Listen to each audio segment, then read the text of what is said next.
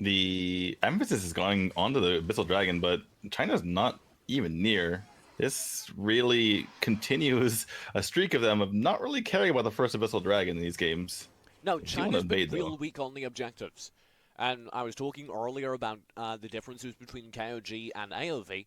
KOG does have slightly different placements and emphasis on the objectives, so it may be that's been tripping them up so much. Yeah, but I do like the fact that they're not getting hung up on it. They're like, we have a set rotation. We're going to do what we want to do. The worst thing they can do is force it, and then they get caught and killed trying to contest. A little bit of poke around the side. China wants to be able to get in on their own jungle, but you can see Korea leveraging that take that they got from the Abyssal Dragon. That gives them a little bit of a gold lead. They feel confident to keep pushing forward. Nagni just iframed the water wall, teleporting at the exact moment it went off, so he didn't get stunned.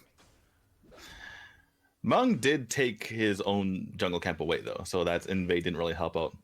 Meng was like, that's mine. Thank you very much. Uh-oh. Nagni in trouble. Pi comes through, and it's a second kill to China.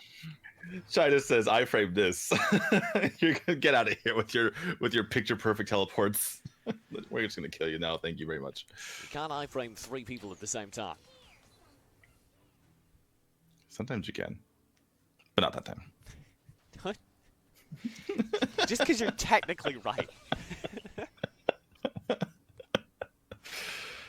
So, China are kind of keeping to the same pace that they always have, which is they're winning these individual exchanges, they're winning a whole bunch of poke, but they're losing in the overall macro. That's why I'm very encouraged to see them taking that top lane tower away, because it means that China can rotate back towards the mid lane, content in the fact that they turn those kills they've got into something positive.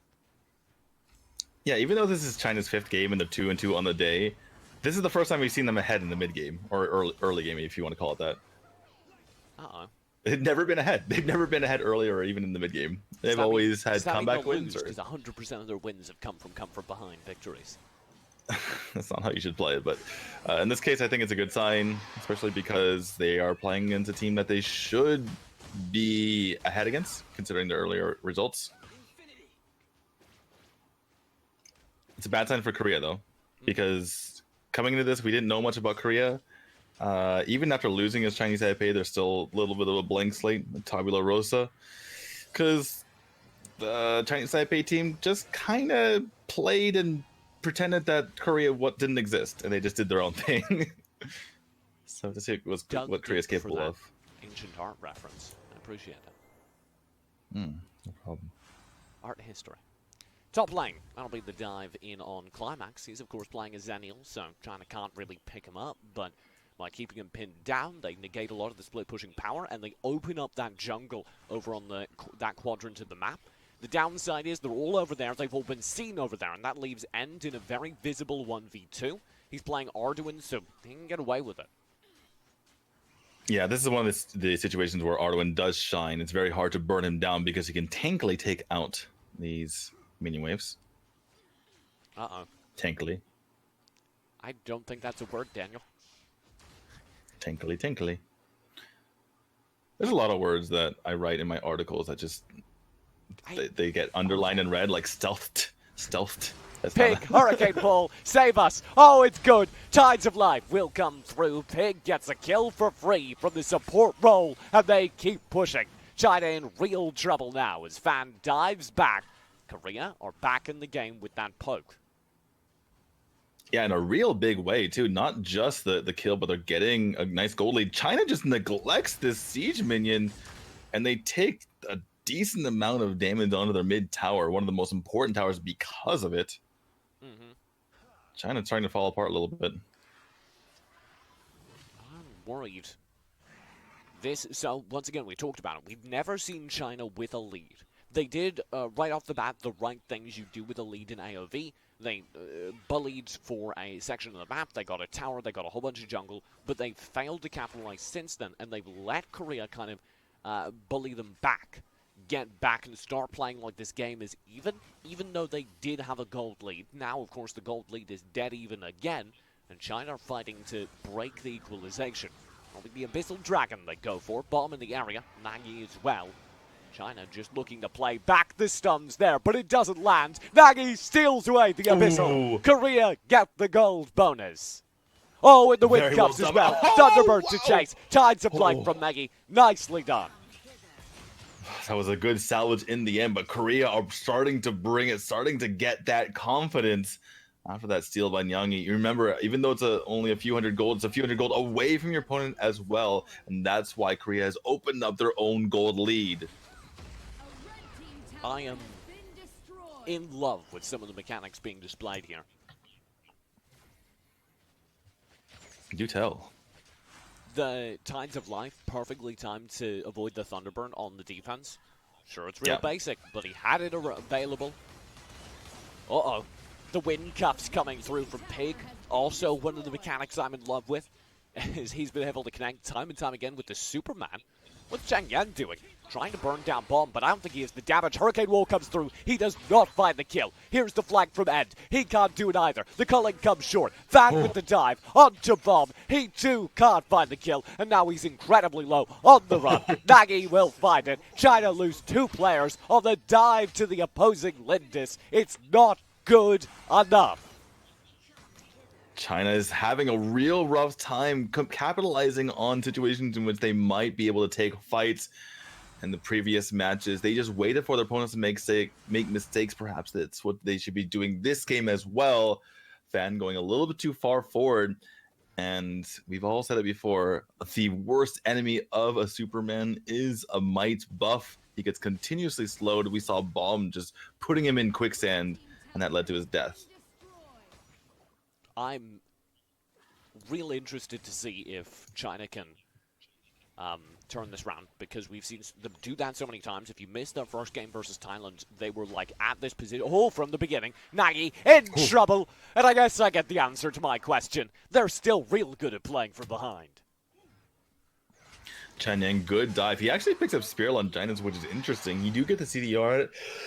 Excuse me. I didn't mute my mic there. Yeah, no problem.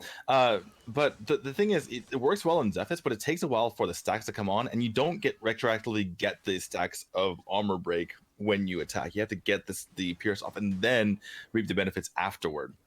So it doesn't make a whole lot of sense normally on a Zephyrus. Well, it doesn't make a lot of sense in the game of Arena of Valor. I don't like the item in general, but on a Zephyrus, Pie! What? I thought he'd lived, but Bob gets one vital tick. Now Fan, on the run, will be able to escape a similar fate. Ooh, okay, anyway.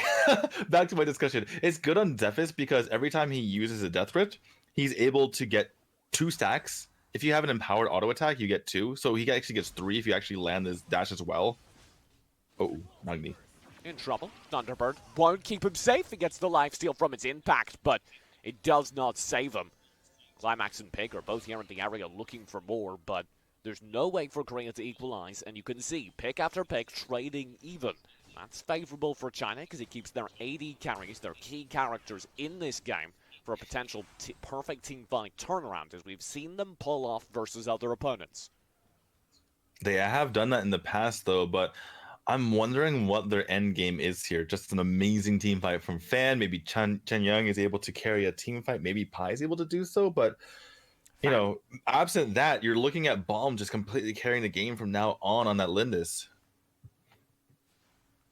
Pig will be in trouble. Here's the water wall. 3-man stun. Perfectly timed. Hurricane wall from Pig. Will stall things out in return, but Fan's back in the fight, and he's got Pig tagged very low. Angelic Splendor to keep him safe is too late. Tides of Life is there. Climax may be in trouble. Another good water wall stun. Thunderbird across the map. Will find the kill. Pie's got Nagni. It might be an overextension from Pie, but he's still running. It's 3 kills with none in return. A perfect team fight from China.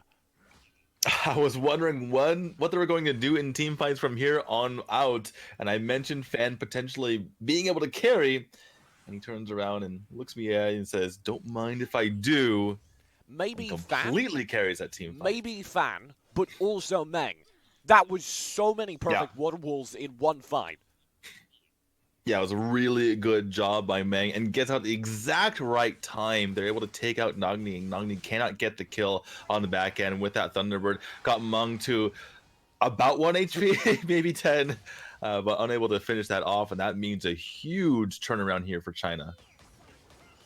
It's really hard to be able to line up 3 players all attacking different parts of your team with a single water wall. But Meng did it like 4 times in that fight? 4 times 3 is 12. That's 12 targets, DJ. I like that when you get real tired, like 10 hours into a broadcast, you just start doing math. Hey, it's what I'm good at. Yeah, By the way, China's still behind in gold. Math too? Oh, it is. Yeah, it is. It's a 3.5K gold. Korea for a murder bush. China don't know where they are on the map. Fan just missed that entire way. Maggie caught out. He's gone. The murder bush will pop out. That's going to be emphasis towards the top lane. They've seen 4 players, so Korea know they can just go. But they've got a recall as well. Fan played that smart, just backing up, and that puts the onus on Korea to recall because China will get a positive tower trade. That's going to be 2 in their favor for 1 in exchange. Yeah, a little bit of misstep there from Korea. Perhaps they should have split up their focus, maybe left 3 to push in on Superman and have 2 back up to deal with it, or I suppose 2 and 2 because they only had 4 on the map. But yeah, that they allow China to get some free towers and nothing in return from their side. Oh. Ooh, Thunderbird through, and will have to flicker away. Pi gave his life to make sure that they got the Dark Slayer. They did get it in the end, but now they have to hold on 5v4. Go now. A little bit of poke. Fan will run away from it all, but he stays safe. Drake will be summoned.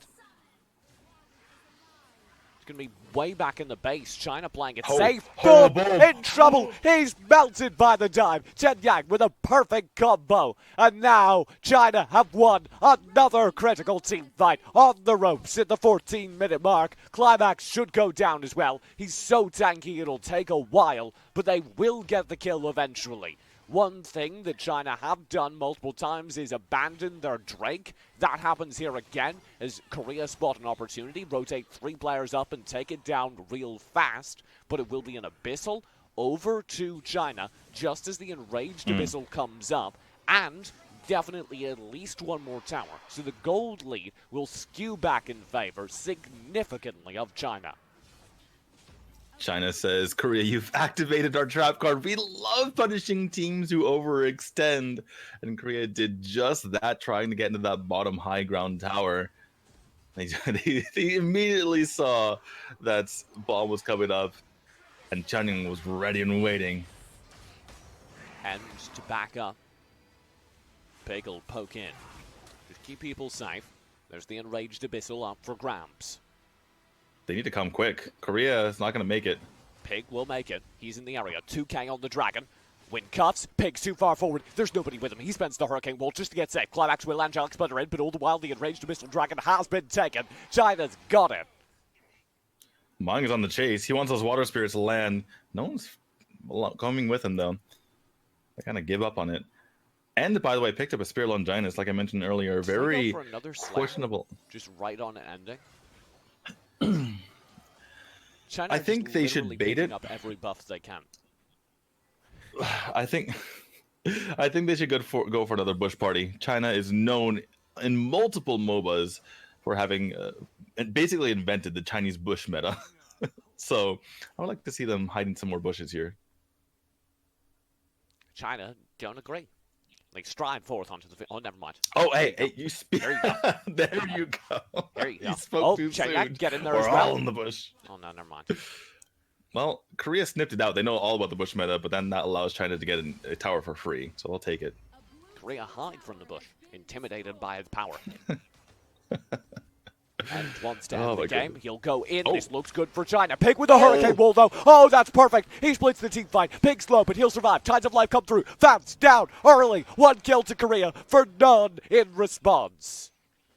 Great Hurricane Wall. Amazingly placed there. Make sure that it gets China inside their base. China says they want another bush party. Oh, my goodness.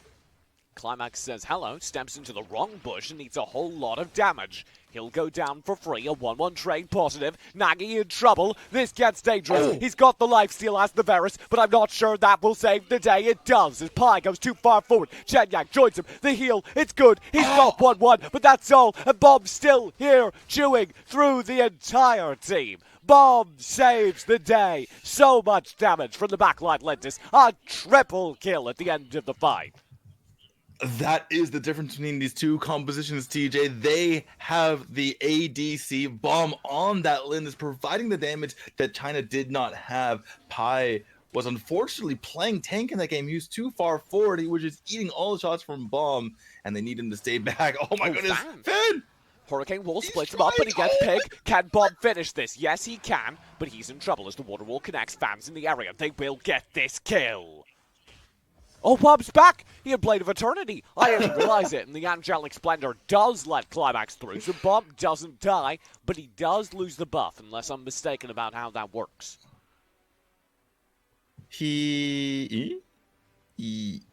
No, I don't think he died. I don't think it. No, he died and then got rezzed by Blade of Eternity. I'm pretty Right, sure. but that means you don't die though. I'm pretty sure. See. You We'll lose look the at buff, it. though, if you have Slayer. We'll take a look at his feet. Yeah. Show feet. Oh no, not on the stream. He doesn't have it. I was right. It's a rare day. I know Curses. more than you about an AOV mechanic, but he does not have Curses. the buff. You know what? I just don't die when I get the buff. That's why. Sure. He does keep This time I get to play TJ He does and just say keep something Drake. irrelevant. The Drake will be real far back. So that'll be maximum time for the Korean team to work with those empowered minions. Slightly more HP on them. Gold pretty much even at this point. Gold differences don't really matter, especially as small as these. Teams are starting to pick up their Blade of Eternities to make sure they stay alive. Mang in the Remember, area. only two charges per Blade of Eternity, so you have to keep track of that. Nani in trouble. Oh. Fan on the other side of the map, very low. The Angelic Splendor will come through. Meng just has to leave, but he can't stay safe. The Ties of Life do not protect him, and ends in trouble as well. That's 2 kills over, and no HP on several of the remaining members of the Chinese team. They've just got to play back, and there's 45 long seconds on the respawns. There's the high ground tower. This could be it. Korea taking the win, despite a very narrow game. Fan will go in. There's the wave to crash. Chenyang waits for his timing, and it's perfect. They get the damage, but not the kill. He'll have to respawn with Blade of Eternity, and he can't make it happen. A lot of damage dealt, but Korea, they got the minions. I think Korea still have the damage. They have the HP to tank it through, and it should still be the game going over to the Korean side. Korea says, China, you are not the only team to mix up with the standings of this group. We can be just as powerful as you. And they shake things up even further, TJ. And now we have no idea what's going on. That was a slugfest. I It said really was. Korea needed that win, though, and I stand by it. They do get that win. That complicates everything. Used to be, we were saying because China got the win against Thailand, they were all but guaranteed to come in that 4th slot in the group. Now that Korea have a win of their own back over, I don't know, things get messy. Suddenly, that second win against Thailand is not just big for Thailand, but amazing for China as well. Because there could be a slugfest between Korea, China, and Indonesia, considering how well Indonesia looked in their individual mechanics. Here's your stats screen for the end of the game. Are you getting grayskin as well? Just a little bit. I'm getting big fat grays. You know. Just like Bomb's gray hair. All over the Chinese side. Does he really have dyed gray hair? No, I'm talking about Lindis. Okay. Sorry, I was looking at the character portrait. I believe you. Some of these guys have sick hair. Pig will have my personal MVP 13 assists, 1 kill, 2 deaths, but so many good Hurricane Wolves and win cups. Pig was a madman that game. Over on the Chinese side, you have to give an award to Meng, so it was the battle of the two supports. Yeah, Meng did a really good job as well, and just went for full slows on his side with the Frosty's Revenge and the Frost Cape. That is full Frost for you.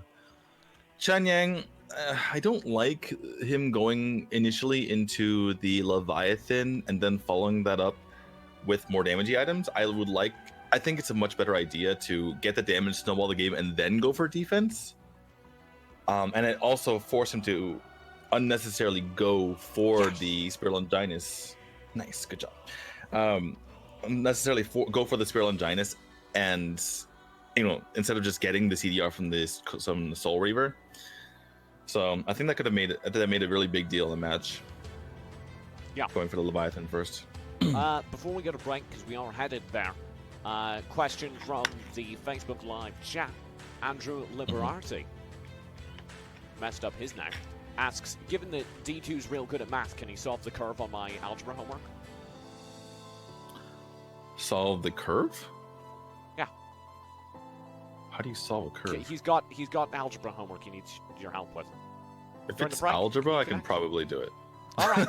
Algebra's pretty easy. Algebra 2, I don't think I remember that at this point. D2 flexing on the chat. No, we'll it's like 7th grade. It's 7th grade math. Okay. Continuing to insult the chat with how easy math is for him. We'll be right back with the remainder of this tight set between mainland China and Korea. An opportunity for China to bring it back and keep their record close. Don't go far. The Arena of Valor group stage continues after this.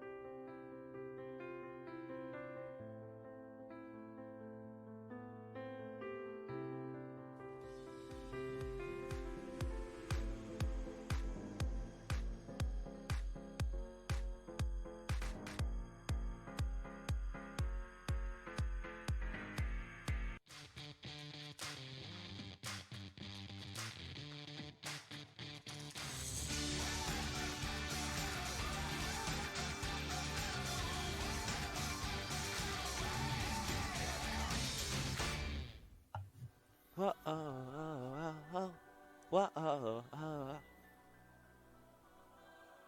the intro. Huh? Are we live? Yeah. Did you just sing to our viewers? Yeah. Welcome back to the Arena of Valor World Cup 2019. We're into our second game between mainland China and Korea. The winner of this will likely change the outcome of Group B. The so-called Group of Death had one slot that we were kind of unsure about. One slot beyond those top 3 teams that we were sure had it nailed down. And we were reasonably sure it would probably go to Korea, a traditionally strong region. Mainland China, though, one of those other dark horse teams, opened up the day with a bang, taking down Thailand, who we were sure were a contender for the championship. That means that now, as Korea takes a game off them, they're fighting for a chance at that number 4 slot. If they don't win this 2-0, then they are by no means guaranteed a shot at it. If mainland China are able to scrape out a game over Korea here, then that second game they won over Thailand earlier today may make the difference between them and a place out of groups. Yeah, and that's not a place we were expecting this this group to be. In fact, you said we were both saying Korea. I thought that Indonesia, just by virtue of being the best Indonesian team we've seen so far, and by being in a region that very stably plays Arena of Valor, they have their own server and everything, whereas Korea is somewhat defunct, China doesn't play it. I thought that Indonesia was going to be the 4th team, so they have definitely thrown us for a loop here. Here's the big ban for game number 2. China get rid of Varus Richter. It'll be a pretty standard ban from Korea at this point while playing China. You get rid of Hayate. Of course, the Yina also a meta ban, although, to be fair, China has shown no predilection towards playing it. It'll be Tulin as the first pick for China. Korea opt for a Lindis by the hover, though that could change. I'm wondering if China's ever going to play a marksman, other than Hayate, obviously.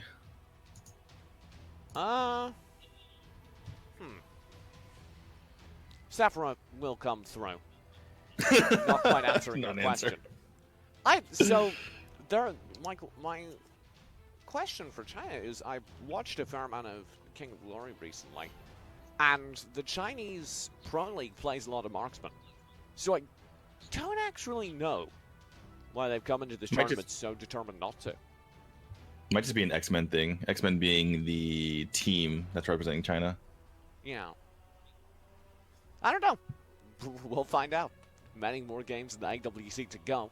Although China might not have quite as many if they can't prove they're a step ahead of the rest of the group here.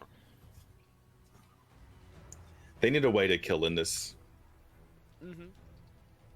And because they weren't able to consistently get on her last game. Superman is kind of an answer, but not a perfect one, because as we saw last game, after the first push, after the first bump forward, if she has the might buff, which typically she does, you start to die as Superman, and you can't really stay in there and continue to push her around. It's going to be the Zenial joining the Superman, and I kind of like the Zenial this last game, but it wasn't quite decisive. Normally when you run the Zenial, you do so alongside someone who's going to get themselves in trouble, either due to their lack of mobility and a more marksman character, or someone who's going to be diving into the backlines and can use the added support. The Chinese side does not have this yet. Omen will go against them. That's Korea drafting directly into the Zenial, with his Sephora taking up the mid or support role in answer. Omen is a great pick here for a couple of reasons, because he does great against the Xena and the Superman. Gets a lockdown on the Superman, makes sure he doesn't go do some crazy things.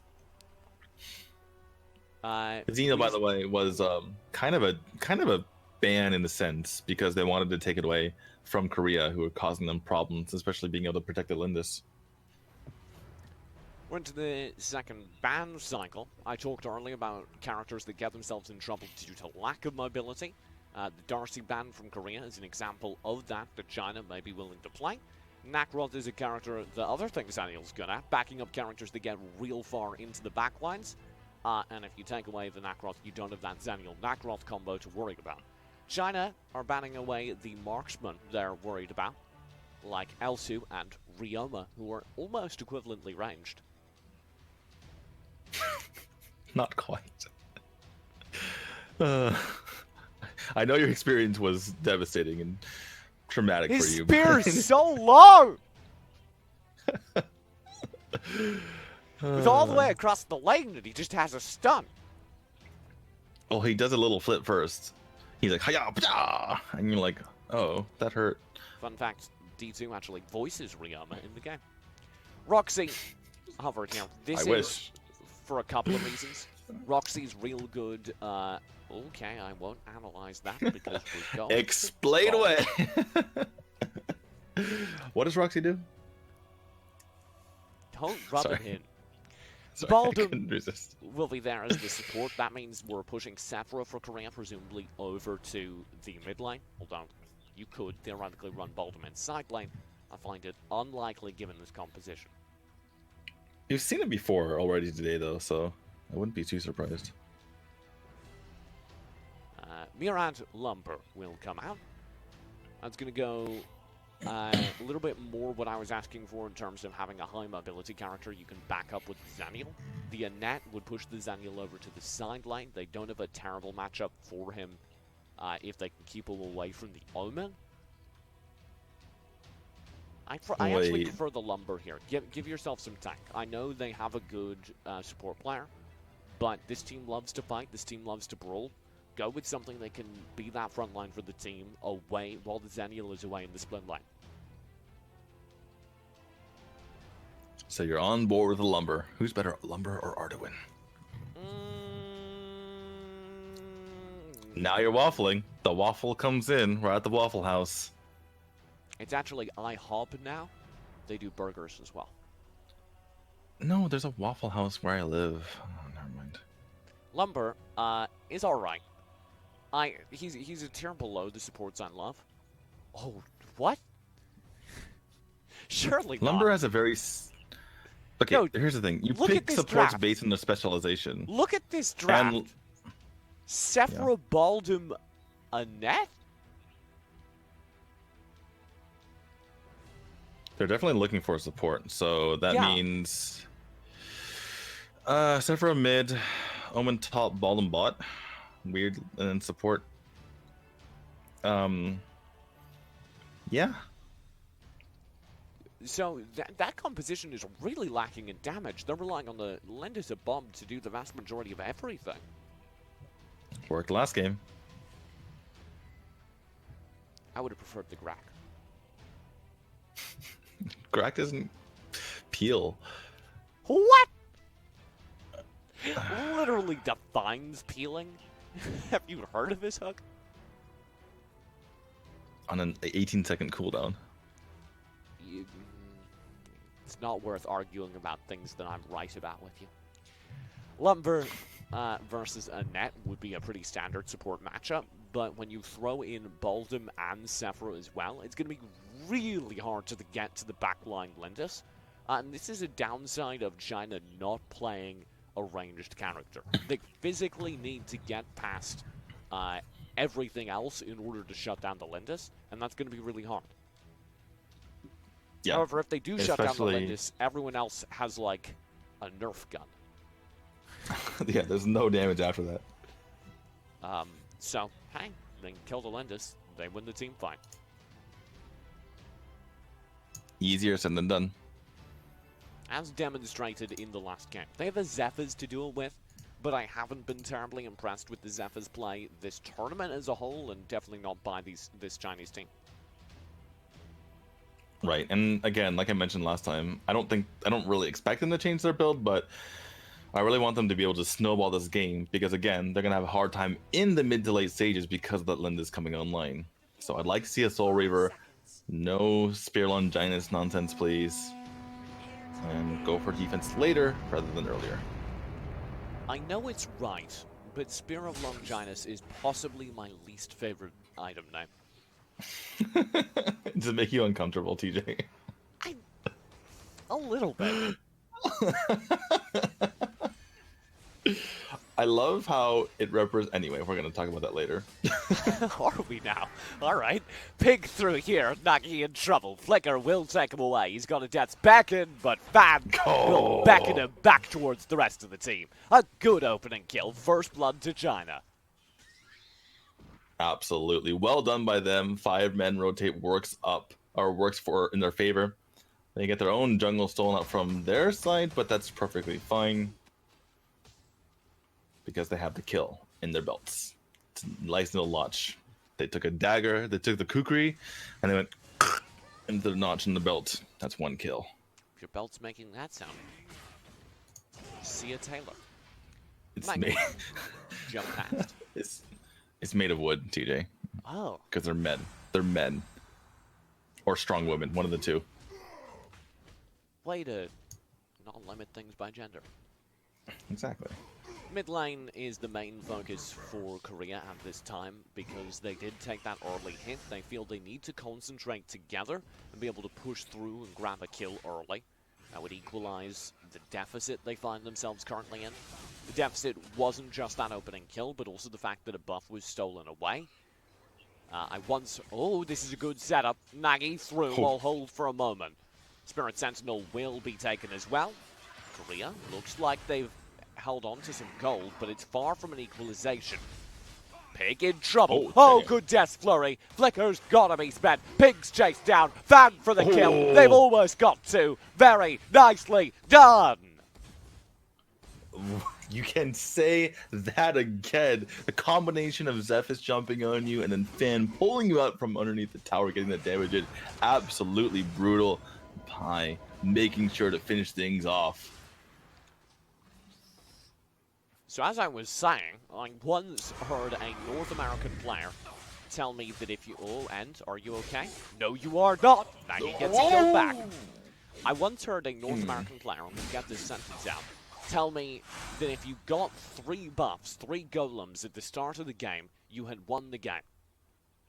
Simple as that. Now, I don't quite agree with that, because comebacks in AOV are exceedingly possible. But I do agree that more often than not, such a strong early lead pays off. I was about to say, was that guy from Dynamiters? Because they like to concede a lot. They like to say, yeah, 6 minutes, this is over.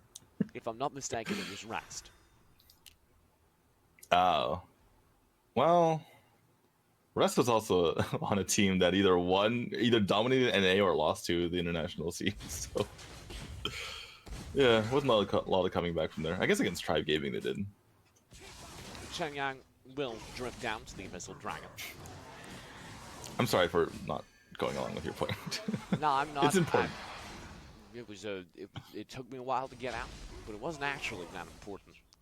I just find it interesting that to some players losing 3 golems is a death sentence. End is in trouble up top. Fan will be circling round here to save him, and oh my lord, he doesn't need saving himself, even though the Angelic Splendor did come through. Bob's in trouble. He's gone as well, and that is a massive pick to get so early on. That's one way to get Bomb in your tracks. Tides of Life. The flicker to try and land it from Pine. That was very well done. Yeah, he really wanted to get the extra damage off. The Thunderbird wasn't quite perfectly timed. He wanted to. Yeah. He aimed it on a different hero and tried to get into Nogni instead after a Tide of Life expired. He was not able to do so. Climax. Fan to separate them. They can't really kill Climax, so it's not worth it. So, Tides of Life cannot be targeted onto a Sephira who's in... or Thunderbird cannot be targeted into a Sephira who's in Tides of Life because they're untargetable while in Tides of Life. So what he did was he targeted the Thunderbird onto an ally nearby and then was going to dash with his Lightning Strike so that he could still find the lineup, connect the Thunderbird onto the Sephira. Unfortunately, he mistimed it. The Tides of Life was slightly longer than he thought, but it was really quick thinking. I think it was quick thinking, but I think he actually tried to flicker his Thunderbird on, and then Nogni did a good job of using the Tides of Life at the exact right moment, and then he improvised and tried to sidestep it with a Lightning Strike. But either way, good improvisation didn't quite work out. Oh. Mag trouble. Too far forward. He'll go down. There was Chen Yang through. Mag doesn't go down. The Tides of Life saves him. Finally, Magni will get the kill in response, and that should be the push through. Pi and the rest of the team are here for the front lines. Yang, he nearly goes down. I feel like if China had continued to chase after that, they could have gotten him. He does slink off to the bush, but he will survive. This is, I mean, that was nice for Korea. I just feel like they really need to focus on getting bomb leveled up as quickly as possible. Oh, hello. And not do that. Maybe don't do that anymore. You were asking for a quick scaling. Zephyr's. This up? Yeah, well, Zephyrus has gotten to the point where now he actually has his Astral Spear, so he can get some Pierce off. But, I mean, if he had just gone for Soul Reaver early, then he would have even more damage. This is dirty. Don't do this to the boy. Climax. There's no way you're getting back. I'm sorry. Oh, he was so beefy. He ate 3 ults there before he went down. So there's that, I suppose. He did go down. Yeah. Hopefully, for Korea's sake, they decide to focus him in future fights, but I don't think that's going to be the case. And look at this wave clear. He's jumping forward and he's tanky enough as well to ignore bomb. Chen Yang, in the meantime, focuses down that Abyssal Dragon. He'll take it down. This is looking real good for China. This is, I think, the most dominant lead we've ever seen China have. All of their game wins previously have been come from behind. Yep. Last game, they were up about 2,000 gold. This time, it's about a 3.5k gold lead in the mid-game. So, it's not impossible for Korea to come back, especially because, again, they do have the marksman that China needs to get back on, but they are with a composition that's very much fragile and can be difficult to scale up because of the fact that really bomb, they're putting all their eggs in that basket. Pi and Chen Yang all in the area. Darkslayer picks up. Oh, and Mang with the rampage through the wall. Death's Embrace will be spent by Nangi just to try and survive. He did get tanked up by the Earth Splitter, but Thunderbird can't find the kill. Probably just trying to show him who's boss. Yeah, take that bird. Eat that damage. So, sorry. I was just trying to parse the statement for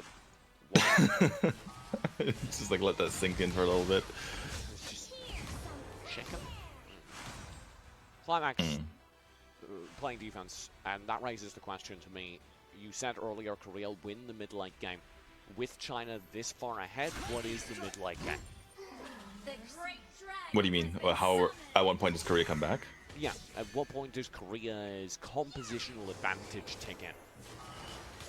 It really just happens when Bomb has enough damage to 100 to 0 someone by himself. That's not really close to being the case. You would like to see them not be so even in gold. You'd like to see Bomb, you know, be a couple thousand ahead of his own teammates. He's behind. So at the moment, yeah, he is. It's tough sledding because Bomb needs more farm right now. Hurricane Wall, Bomb will fall again. Fan gets the kill that time. This has been target focus all game long from China. Yeah, and even though they have so much peel, if you just have a dedicated team going for them, it's not going to be enough to keep them away from Bomb, and China just wants to end this right now, it looks like. Mang will keep going. Fan scoops Nagy. Oh my lord, the damage! He just keeps going. Fan's on an absolute rampage. We've shown again if you give Fan a high damage character, things get messy. They'll take a bath in the tower damage for a while, but they'll pick it up. That's a high ground tower down. 100% worth it. They don't have a marksman, so any way they can get a high ground tower, especially if they're not going to take any deaths, is 100% worth it. Fan, like you mentioned, his damage is ramping up at the moment. He went for Odin's Will. I'm sorry? Can we talk about how China has literally no idea what to do with the Drake, though?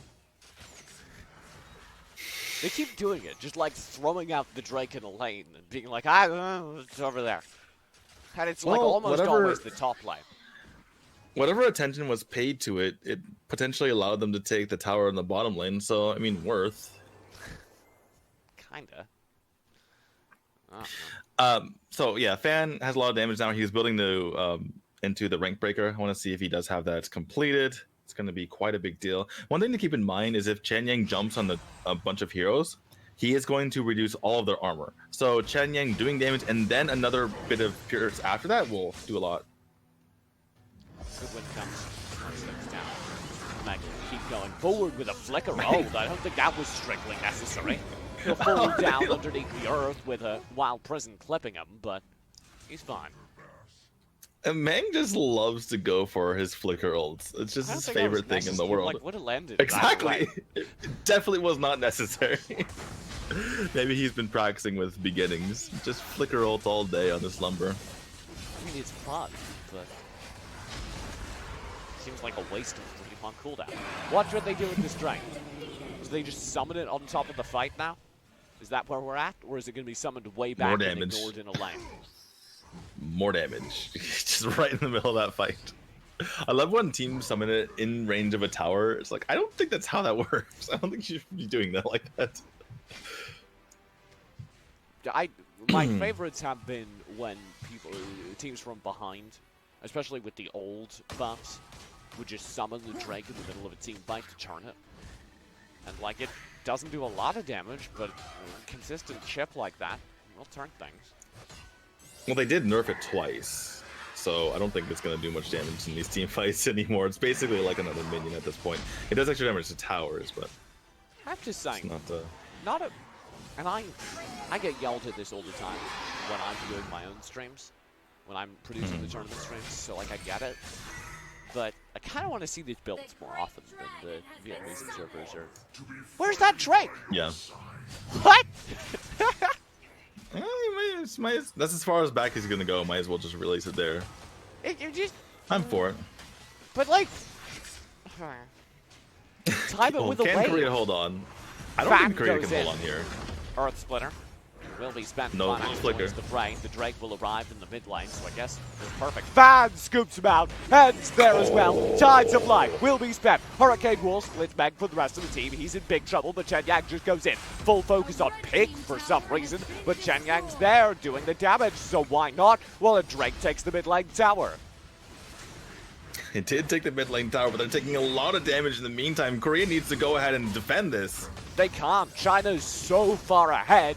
Nagy and Climax just need to play back behind their core, given their low HP, and there's Earth Splitters harassing them. Even back there, Pai's looking for a kill within the core. The Drake's finally defeated. Korea might have held on long enough, but finally, Fan notices the core's still up, focuses it down, and ties up the series, leaving us 1-all. China not completely impressed with that victory, as you can see there, but they'll take it. Korea gets knocked down a peg, and now they're in serious trouble of not making it out of this group of death. China, by contrast, gotta be feeling happy with 3-3 in the group of death. Yeah, especially considering who they faced so far. They've gone against the main Vietnam team, the main Thailand team, and now one of the rivals in Korea. If they can defeat Indonesia, they're almost certainly in. And even if they get a 1-1 tie, they might be able to get in anyway. This is real good. I'm very happy with the results from China and Korea. We now have serious contention for that 4th slot, although, like we said, China do have an advantage because of their game win over Thailand. It gave them the padding. Because it was 2-0, they still have the 1-game advantage over the rest of the group, presuming that Thailand will beat the other teams contending for that 4th slot. Right. The fact that they 2-0 Thailand means that Korea or Indonesia has to get both of those games back, not just one upset victory. Here's your stats screen. Let's talk about the Lindis. We said Korea's hopes and dreams rested on Bob. And, about that. That's not it. Yeah. That's not it. Sorry. Chief. It was a 9-9. Chief. It fell short. Not. Yeah. And you can... You know, part of that is Korea overthinking it by going for so much protection. They said, okay, game one we won because we protected Lindis. Let's protect him even harder. But it turns out a way to protect your backline is you just kill the people trying to kill him. if you're so focused Yeah. on just stunning them, They- there's not they- going to be enough stuns to keep everyone away. They didn't have enough damage to make it punishing to dive bomb. That's what we kept seeing. Fan or Chenyak would just like walk up to bomb in the backlines, and sure they'd get stunned, but they weren't ever in danger. Yeah, and that's exactly it. They get, and Fan certainly deserving. Hey, crazy idea. Put Fan on DPS characters. Well, he wasn't Superman in Game 1, so Didn't look as good though. Superman 6-0-2 in Game 2. Well deserving of the MVP. absolutely, he was doing so much for his team, pushing people back, making sure that they got the kills on Lindis. Well, that'll close out China versus Korea. Not my strongest segue. But it's okay. So I've got one more go at it. Thailand versus Vietnam will be the final game of day number 2 here in the AWC group stage. Don't go far. The final game of the day should be the most exciting one. Thailand versus Vietnam may very well decide who leaves the groups and in what place. Thailand need redemption. Vietnam need vengeance. We've got a 6 series ahead of us.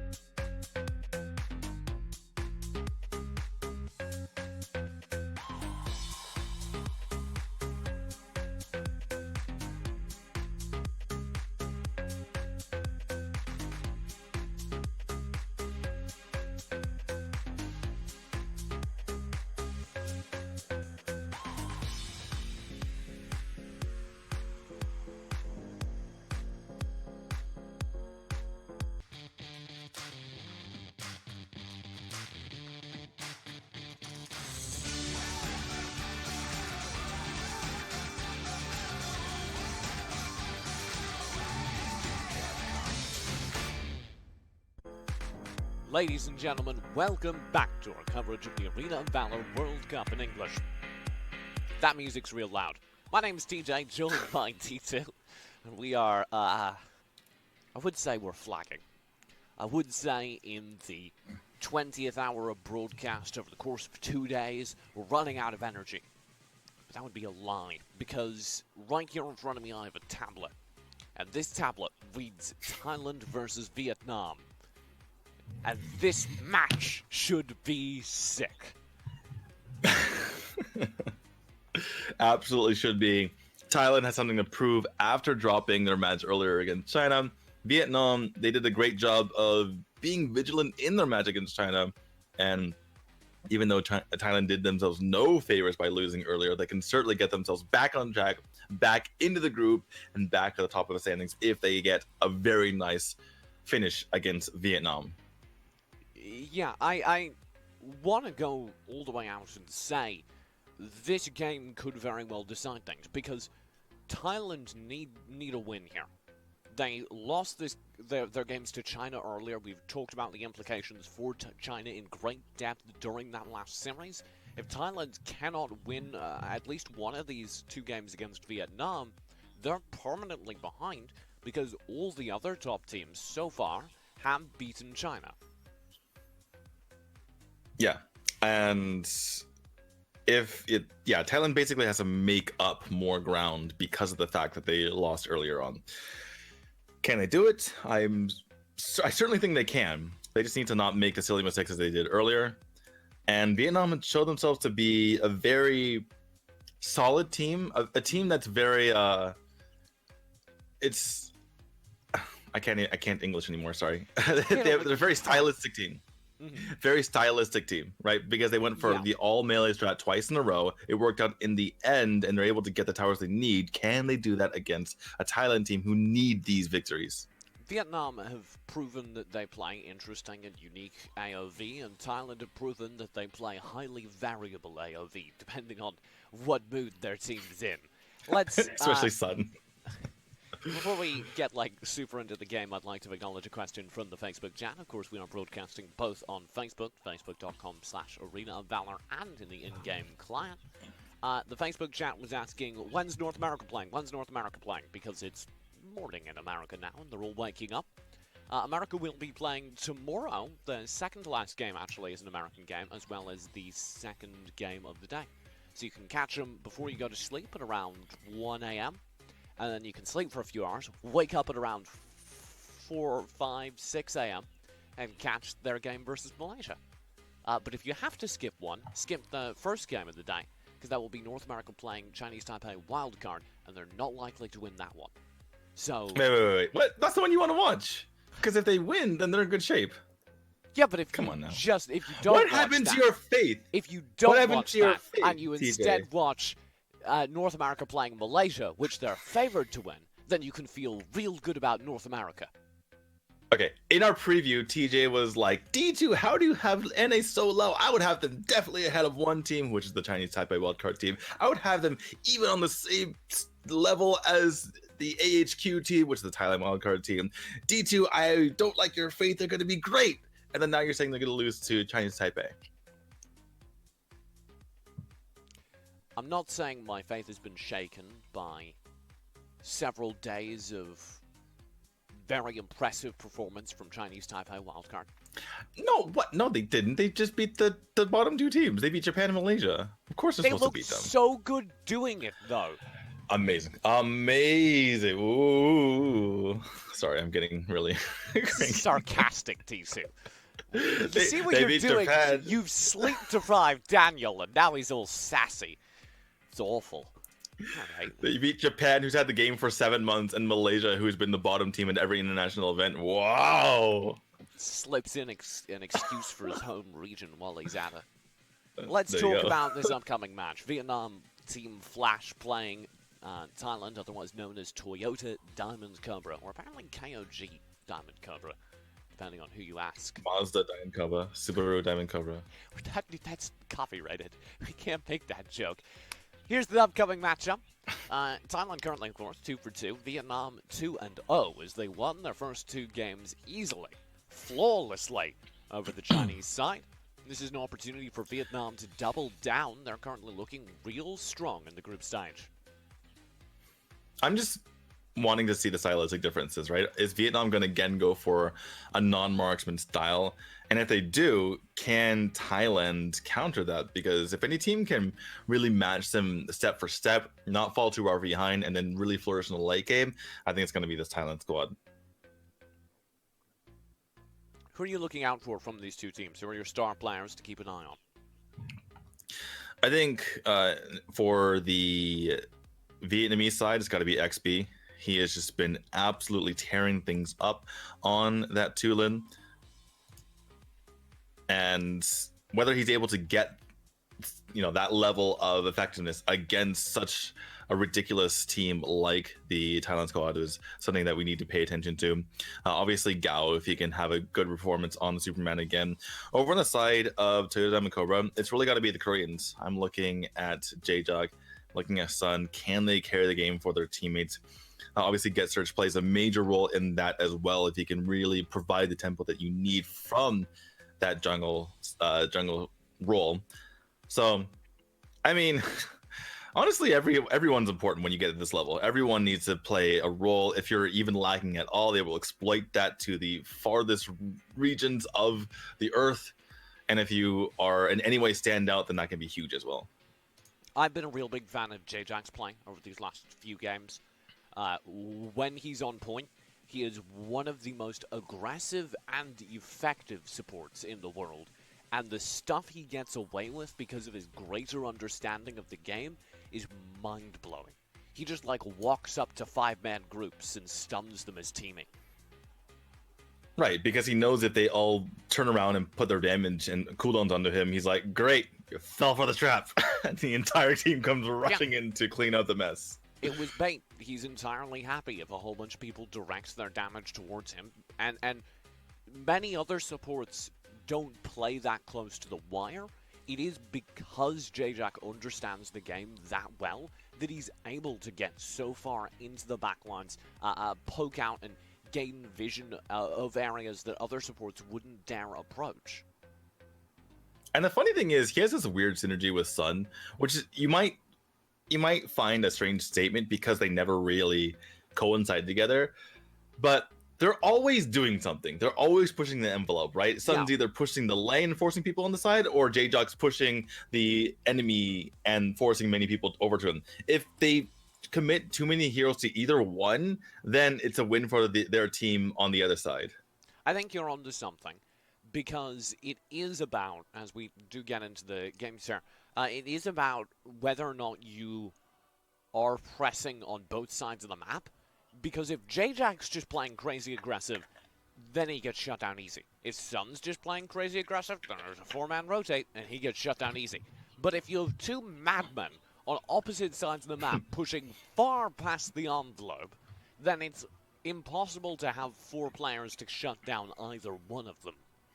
And they're both good enough that if you just send 2 or 3, they might just slip away. And what the rest of Korea is up to, or now, I've got to correct myself, now Thailand is up to, could be taking your towers, could be destroying your core. Exactly, and that's why when we did our preview, we were saying that it just needs to be solid around those two. It just need to be solid. They need to be able to capitalize on mistakes from the other team, and that's all they really need. And Move On and Mr. Suns and Get Search have been exactly that for them. Let's spin things over to the Vietnamese squad. You can see them just there. We've seen them a little bit more recently. And the standout performer of that series was Gao. Yeah, Gao had a really nice series, especially on the Superman. I do want to say that XB was their carry because he was consistently providing ridiculous damage. And you just can't stop his Tulin, apparently. Put that man on a Tulin, he knows what he's doing. He's always had a real good Tulin, going back to the AWC, which was the first time I really got real aware of him. He was constantly able to flit around the sides of fights. I do feel like, as with many Tulin players, sometimes you get to late game and the Tulin's just firing a Nerf gun. It's paintballs, and nobody notices. I don't know if it's a Nerf gun as much as you can't really approach the opposing team. right? You get anywhere close and you just get He's just get stomped on. He's relegated to standing like 20 feet away and yeeting ion blasts at a 4-man squad and hoping he finds a connection. And nobody notices, and then you get a team fight, and the Tulin's doing steady damage over the course of the team fight, but it's not the explosiveness you notice in the early game. The Tulins you really notice are the ones that are pre-5 minutes just tearing up an entire squad. The one thing he is good at doing, though, is when they have a lead, he's able to finish the game off, and that's difficult to do as a Tulin because, again, it's hard to just get in onto the team as someone who can't really poke from afar. And he's good at picking his spots and making sure they finish off the game. And again, they're doing this without a dedicated marksman, so he really has to be with his team. They really have to have that good synergy, go in, make sure they get the kills so that they can get the towers, because that's what it's all about when you play a no marksman lineup. You need to actually kill people to get towers. Looks like we're properly getting into things, so let's turn our discussion towards the draft. This is our highlight game. Is that Tulin going to XP very important? What do you need to be banning here? Are there any target bans that are necessities? I think so. I think that if I'm Thailand, I'd ban out the Tulin. There's no real set bans at the moment. You're looking at Hayate, you're looking at perhaps Yina, Richter, perhaps a Florentina, but there's nothing completely set in stone where you're like, if I give this to them, if we ban Tulin and let this other hero out, we're going to be regretting it, other than maybe Hayate like we saw earlier today. So I think like Hayate Tulin ban is fine for Thailand, and that sets them up well for the draft. Is that singing?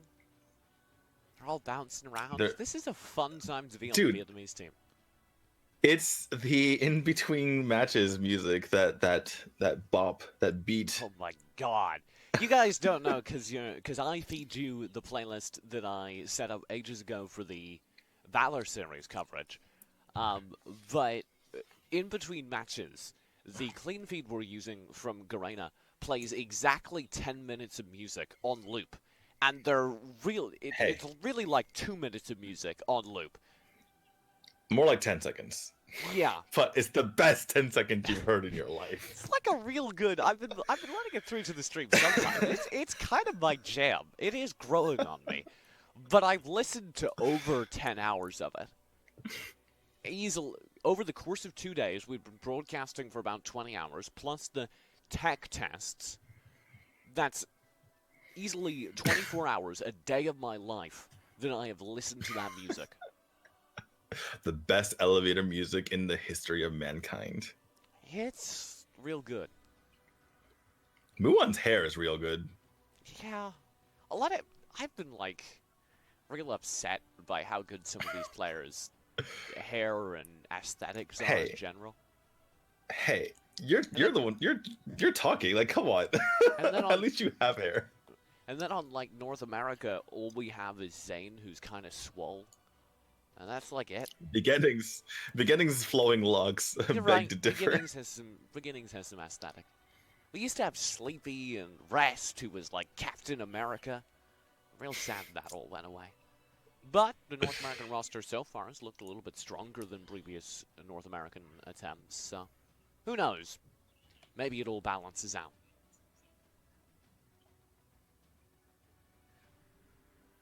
Mr. Sons. Team captain. In name, maybe not spirit, but... We're into the game. We're into the draft. I didn't mean the shade. I'm not going to touch the shade that Daniel just threw. It will be Thailand versus Vietnam, our highlight match for the day.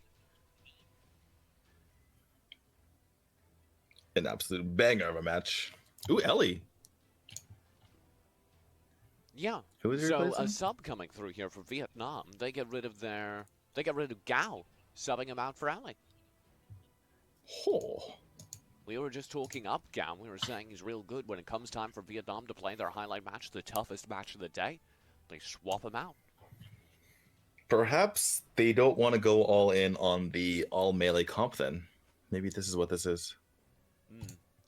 Darcy, the first ban, hang outside to counter. These are kind of the standard at this point. If there are any targets, they will come now. I really would like to see the Tulin, but they disagree. Why teamy? Surely J-Jack plays a better teamy than anyone over on Vietnam. You figure you want the first pick, and then that leaves open the teamy for the next round. And perhaps they have to stray away from that, and you get the Baldum or whatever whatever J-Jack wants to go for. Mm-hmm. There's Yina as the counterban. This leaves Thailand with the pick of the Wisp. litter. Wisp. No? You think Wisp? Oh, he's hovering. Yeah. I think he might pick it. See, told you. I think this is told the you. time. Let's do it right now. Alsu makes a lot of sense here for Thailand. They have a real good player to run him on. But... Oh, the counter hover! They hovered him in the wrong spot. I guess ADC. I mean, you gotta hover him in the ADC spot. Absolutely. So the Alsu makes me think that they're going to be running a little bit more of a fortress-style composition over on the Thai side. You can put J-Jack on something real specific to protect him. We'd love to see that Zenial alongside the Alsu. That would, however, go to the side lanes on a reasonable team like Thailand. Looks like it's been a long day, but the last time they first picked LC, do you remember their comp?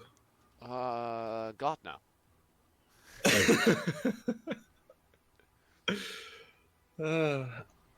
I think they did have a fortress that time. Yeah, if I remember correctly. Kind of what I was going with. Florentino will join the roster.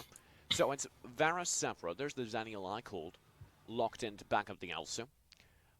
Against the Varus Sephra, you want to have the Florentino in lane, because that will give you... Florentino basically gives you a one Slayer lane. There's nothing you can play into it that will win lane against Florentino.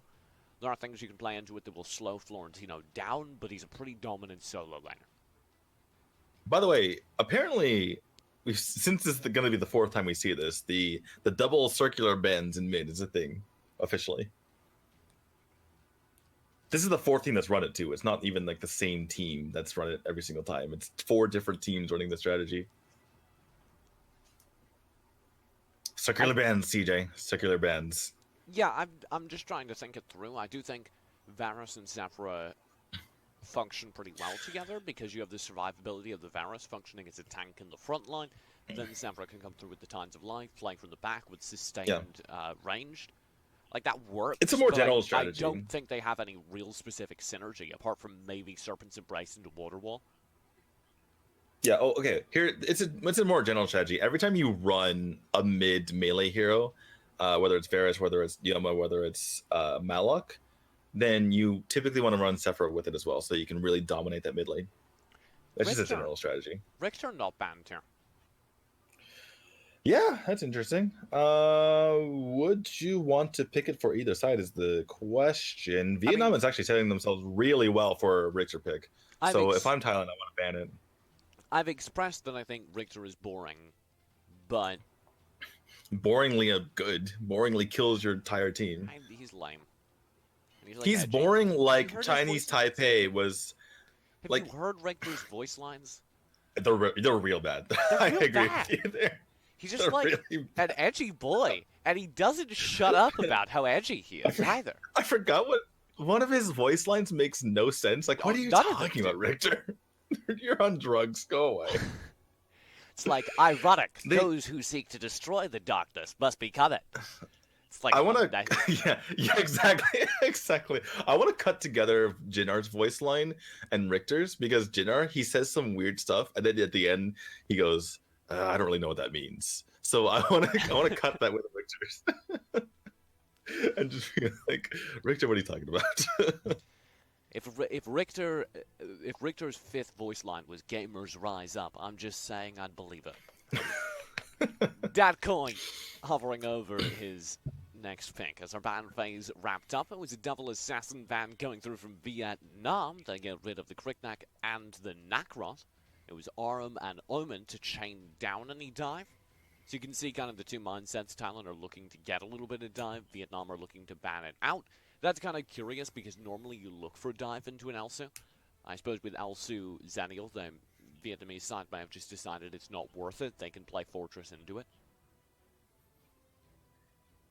Right. I'm a little bit scared for Thailand though right now because they need to deal with this Lindis. And they don't really have a great way to do so. Not at the moment, at least. That might be something. Zil, we haven't seen all tournament, either banned or picked. Or Quillen too. Quillen also works. Kinda. He gets revealed by the Lindis, and then we're just revolving around heroes. This is the dive they were looking for, though. Gives them a little bit of poke to shut down the Lindis in the backlines. And they'll go Marja as well, which I like. That gives them a solid, aggressive front line. Florentino Murad will get so far in there. Marja can kind of brawl in the intermediary space. Zaniel and Elsu function as a real good duo behind it. So we're looking at a side laner here from Vietnam. The Richter is still really powerful, in my opinion. Perhaps Thailand expected that to come. That's why they went with Florentino Marja on their side. Obviously, Richter doesn't do great into Florentino, but then again, who does? I think it would still be a reasonable pick, though. I saw real good evidence for Lindis as a Florentino counter. I think Lindis and Tulin both work for the same reason, which is they can kite Florentino pretty well. You just back up and rain in big damage. Once you get to a power spike, Tulin and Lindis just kind of kill Florentino by accident, because he can't connect consistently. That's kind of every backline player, though. Florentino does best against melee heroes because they can't really kill him faster than he kills them. If Florentino can get on top of them using either his lunge or his gentleman's duel, then things get started dicey. But I think a lot of that had to do with Hans. Hans looked amazing until he had to deal with 1v3s in which he was getting pelted on by the marksman. So as long as Muon is careful, I think this shouldn't be too big of an issue. Marja up in the top lane versus Varus. Good matchup for Sup. Elsu will take the mid lane while Murad faces Lindis in a jungle battle. You have a strong opinion coming out of the draft? Again, don't like the Yemeneth. An aggressive Yemeneth can find a whole bunch for the team. You can get wedged in the enemy jungle, find a good stun, open up a team fight real strong. Yeah, I suppose. I guess the more I think about it, there's no real way to burst him down. Last time we saw Yemeneth, it was against a Crickneck, which is his counter. This time, that's definitely not the case. Murad, really, he just jumps in there, provides a temporal turbulence, which can be lived through by the Yemeneth, no problem. So I guess it's a bit better this game. So, no strong predictions from the D2. I'm sorry. I'd have to say, Should I have said something? I'd have to say I agree with you. I think Thailand probably come out on top, though I'm not. Is that agreeing with me? I didn't say anything.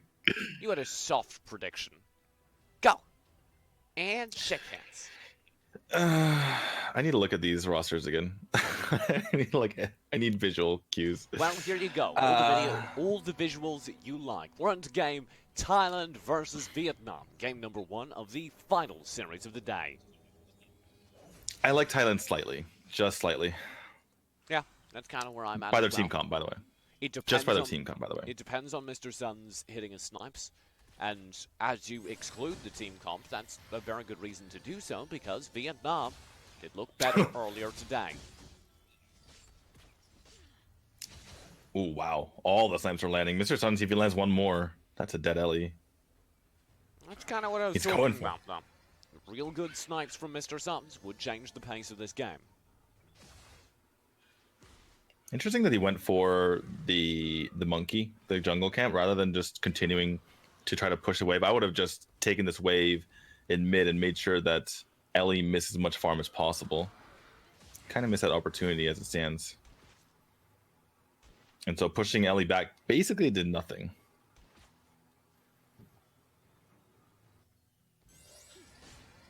I'm just watching Mr. Suns land these snipes. I was so sure he was going to miss that one. I had like a witty one-liner prepared. Didn't happen. Boom! It's a terrifying consistency. This actually might be the best Elsu we've seen yet. I don't know. NT's yesterday was pretty nice. Yeah. And I suppose we're only 1:40 seconds into the game, though the fact that I already have developed that opinion 1:40 seconds into the game may very well be evidence to my point. As you say that, Mr. Suns misses snipe. Sorry, Mr. Suns. Not bad.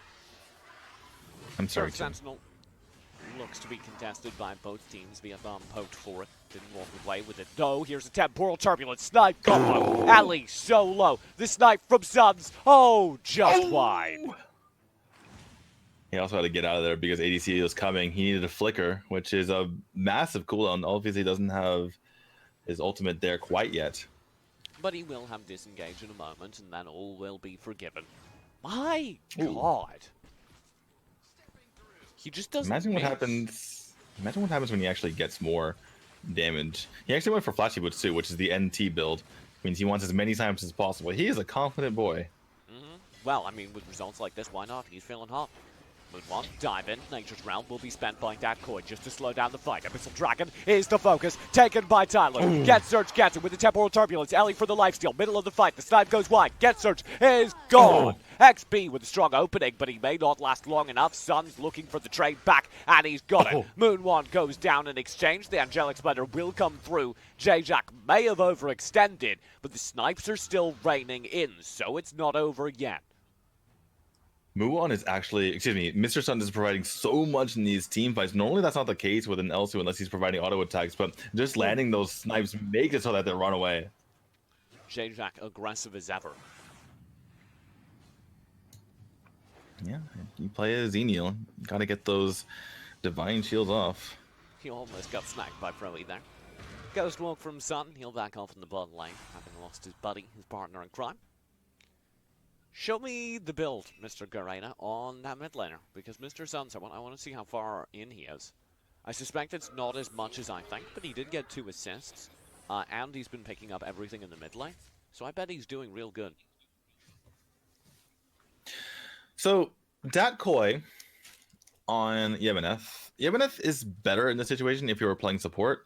And the reason why is because you want to have the opponents running in mud every single time they try to go for a team fight. But that can't be really done every single time if he's stuck over in this top lane. And he's not really going to be able to contest Florentino, who just will have a dueling bonanza against him. So, how do you stop Mr. Suns from scaling? That's my follow-up question. Well, you could play more aggressively. The double circular band duo. Ellie and Pro, you could get on top of him, but they're not really willing to do that. With J-Jack and GetSearch on the team for a quick rotate, that seems suicidal. They do catch J-Jack out a bit, but he's Xenial. He'll be fine. Bush check from GetSearch. Probably streaks in to occupy the bush that was just checked, knowing that J-Jack will have to reconfirm it as a result.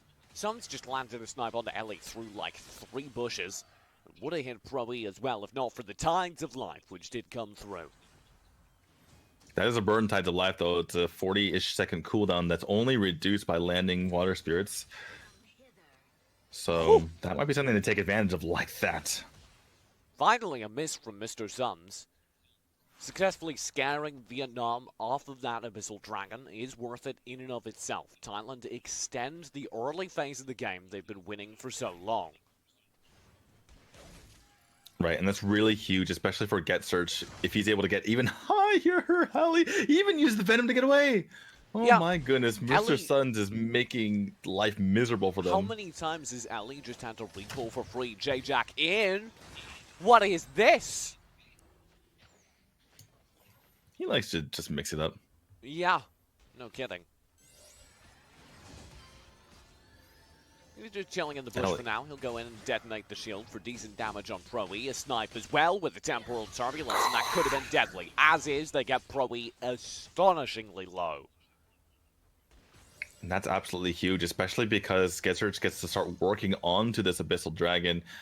Uh-oh. By the way, Mr. Vietnam Suns. already on it. ADC Oh. will get it. Good timing on the punish. Now trouble. Actually, Mr. Suns could go down. Angelic Splendor to keep him up. It's not enough. Ali gets the perfect kill. They shut down Mr. Suns. Gansert as well. And Moon1 is left to pick up the pieces. He's got ADC, so it's Ellie? not a bad start. Ellie falls as well. 2 for 2 in the fight. Dragon over to Vietnam. Ellie was just biding his time. We were kind of laughing at him the entire time because he was getting pushed out by Mr. Suns, but he was just waiting for the right opportunity. Right when he had it, he gets an immediate double kill, and you can see why they subbed Ellie in, because once he gets his target, he can do so much. That Koi? Sun in. He's not quite still underneath the turret. That means that Koi just gets all his HP back. And Pro E will have the damage as well. Yeah, and Sun had already popped his Ghost Walk to make sure he got the extra damage in, which means that he was just stuck in there. Poor Sun. Caught in somebody Poor else's gravity for once. Kind of. Just a little bit. The Dark Slayer for grabs as of the most recent changes. We'll see Sun and J-Jack towards the mid lane here. Looking for a positive exchange. Oh my god, that's not bad at all! Sun as well! Over the wall with a 3-man combo! Leg find an instant kill! That was one of the sickest team plays I've seen yet. Moon1 does go down in the bottom lane, though. XP has his revenge. Getzer just starting to pop off, but oh my goodness, that was a great iframe. Angelic Splendor comes through to back him up, giving him the damage reduction for a few moments, and Getsearch is able to get out. J-Jack just wanders in the opposite direction. Getsearch, he is definitely getting completely farmed up here, which means that Ghost if they're Walk? able to get any Koi?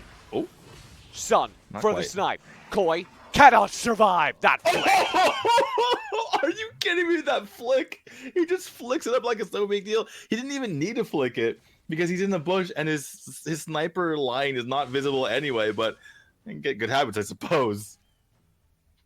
Can't stop those thumbs. In any case, ooh, Sun, he should maybe not fine because of He just got ADC, but punished. just That was a burn of the frostbite there from ADC to slow him down. yeah, it's fine. ADC probably clears his way or clears the jungle fast enough that he doesn't really need that. He wants to use it on heroes anyway. And it's only a 30-second cooldown, but didn't have the might buff, which meant he wasn't able to finish off that kill. So, like I was mentioning earlier, Getsearch has lots of damage now, which means if there's any sort of nice symbol turbulence, it will completely chunk the members of Team Vietnam. And if Thailand start getting towers, it really starts snowballing in their favor. So Vietnam need to be very, very careful to not give any room to Thailand, or else Getsearch is going to cause so many problems for them. Sun in the mid line, just poking in. Getsearch is here as well. Just looking for Claire. Conversely, if Vietnam's able to push in on Thailand, then it's very hard for Murad I to thought get much J-Jack done. had stolen that. I just, deep breaths. ADC does get it. XP in the area as well. Moon1 goes for the dive. Uh-oh, Angelic Splendor through. Moon1 will be fine. He'll survive. Maybe not for J-Jack. The rally is away. That keeps him safe. Sun's got the snipe, and Vietnam leave in shambles. ADC is waiting in this push, though, and Moon1 might have stepped too far forward. ADC will be able to burn him down. That was really slick by ADC. He actually went around to make sure he got that. Trying to go Mr. Sun as well. ADC, you beast. Chloe, Sun's gone. XP's got the kill. Nicely done. That was so slick by Team Vietnam. Like just the trickery, the strategy going around the side to make sure they get those kills. Thailand was not expecting that. Sun to play defense behind the tower in mid. XP, Pro E, Koi, they're all pushing forward to it. Oh my god, Getsearch with the save. Pro E there. Getsearch pays for his teammate's sins with his life. Mr. Sun's got a hold behind the tower as Vietnam hit their stride. Vietnam really putting together so much right now. ADC, what is this madness? Goodness. Completely. Yeah, he's completely dominating on this Lindis right now. We talked about Getsearch hitting his stride on Murad, but neglected to talk about the damage that ADC was about to be pumping out. 7.3 gold at the moment. By the way, XP as well, 7.8 gold. They are going to be pumping out the damage. And by the way, XB doesn't have any real defensive items in this build other than the Rhea's Blessing. There's no Bear's Agony. There's no the Aegis, which means when he goes in, he's going to be providing so much damage for his team. Gansurge, Suns, J-Jack. All looking for poke. Proe's been knocked pretty low. The snipe goes wide. Ellie to chase. Gansurge. He should be gone, but he disagrees with my assessment and manages to get out alive. Proe on the chase. Will be able to boost past it, but he can't dodge the damage from Proe. Nicely done. J-Jack through from the Angelic Splendor. Actually, has multiple people very low around him, but they can't quite find the kills. Moonwon through to the backline. Proe should fall to him. He should have the kill. They've already got ADC, and Proe's just kiting them for days. The snipe will go wide. It's Sun to finally confirm the kill. 2 for 2 in the jungle. Bottom lane, though, XP was pushing the entire time. Vietnam are doing to Team Thailand what Team Thailand does to the rest of the world, which is completely blowing them out. Oh! My God. Sun stays alive. Nice Thunderbird, XP. Taught that monkey who's boss. He was trying to get Sun, but Sun shifted into the Ghost Walk at exactly the right time, and he just couldn't land it on anything. The monkey's like, hello? What?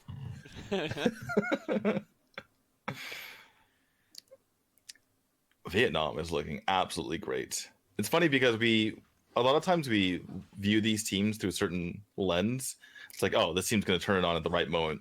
We've been thinking about that from Thailand the entire time, but it's been Vietnam who's been biding their time, waiting for the right moment to turn it on. How long does this last, though? Traditionally, Tulin falls off towards the late game. Not immensely, but definitely. You also see the tank of Yabena start to matter less. Doesn't that begin to hurt you? Especially as ADC's level advantage is going to start meaning less. Ellie in trouble. Mid lane, Snipe barely short. It depends on the positioning, because Getzers needs to have monsters to attack. Sun all alone here, but he's got a tower. J-Jack will Angelic Splendor in, and now he's the one in trouble. Malleus over the wall, doesn't get him to safety. He should have tried to help, and Sun even doubled back to save him, and now he'll pay for that with his life. Getsearch is looking for a flank, doesn't have a temporal turbulence, and he just gets clapped. ADC still alive, Proe still alive, and now Decoy and DexB are here to take the tower. Thailand are showing the errors that showed up in their match against China now, and they're coming at the exact wrong time when they need to be defending against this Vietnamese team. Starts with J-Jack trying to save Sun when he didn't need to be there. Sun tries to go back and save him again, and all of a sudden Getsearch is in the mix too when he shouldn't have. And Vietnam looking great. What do you do about this is the age-old question. You gotta find a way to get on an ADC, because he's providing more tank busting than Elsu is at the moment. And in fact, will for the rest of the game. It's real nice of ADC to play ADCs. he plays jungle. How he bad plays would jungle. How bad would it be if he played tanks, though?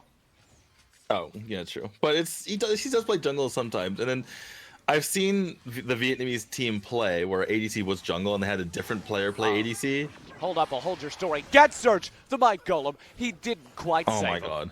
That was a nice attempt, though. Moonwon through to the front lines to dual XP. He'll get this kill. Oh, Thunderbird. Moonwon, the flicker forward. He's got it. Nicely done. But the whole while, there's a push through to the base. Sun, J-Jack need to hold. Mr. Suns is here, but the snipes suddenly aren't landing. His powers have failed him right when his team needs him the most. Moonwon's back for the front line, but he can't do it. Not 1v4. Sun's gone. Mr. Suns in full retreat, but the snipes are landing. They're absolutely destroying him. It's just barely not enough. Here comes the minion wave, and here comes the game. There's still 5 seconds on the respawns, and that is too long. Vietnam scrape out game 1. Vietnam seem utterly unimpressed with the Thailand team, seeming as if this is expected of them. And after a performance like that, how can you blame them? I mean, it was narrow. Thailand were in control the entire opening phase. Vietnam still had to deal with some scary moments even once they gained control. But I won't disagree, they looked like the better team. I'll mention it again. In the middle of the game, I kept expecting Thailand to turn it on because they are such an experienced team. They have won the world championship before, at least two of their members, and they've looked dominant, at least toward the end of the RPL. And you kept waiting for them to turn it on, but instead, Vietnam is the one who turns it on in the end. And I gotta say, ADC and XB were absolutely ridiculous in that game. The two of them obviously combining, as you can see on your screen, for 64% damage. And that was just ridiculous of them. Shout out to J-Jack on the losing side. Though he overextended a few times, he was a major part of the hold, and Mr. Sums, the poor man. You gotta give credit to him, landing almost every single snipe during the early phase and falling ever so unfortunately short. I think he could have been more. I think he could have been more aggressive. I think that when he started landing those snipes, he should have been pushing forward and started taking advantage, started taking towers. That gave the Vietnam team too much room in their own jungle. I agree. I think Thailand across the board played that a little bit slow. Yeah. Well, there's still a chance to turn things round. After an even game like that, it could go either way with Game 2.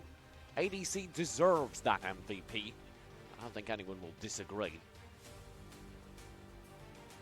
XP did an amazing job as well, but yeah, give it to ADC. Once he started turning the game on, that really flipped the game on its head. And no one could really deal with him. He's providing so much damage from the back, and it crossed the threshold where J-Jack would come and try to save his teammates and usually get out. But once it got to a certain point, ADC's like, no, you're not getting away from this time. No. I mean, Fed Lindis, 5 levels ahead. It was just Zane all over again. We'll have to see if the insanity returns for Game 2. Vietnam with a surprisingly strong victory over Thailand, who are predicted to be a group leader. Can Team Flash continue to show on the world stage? We'll find out after this.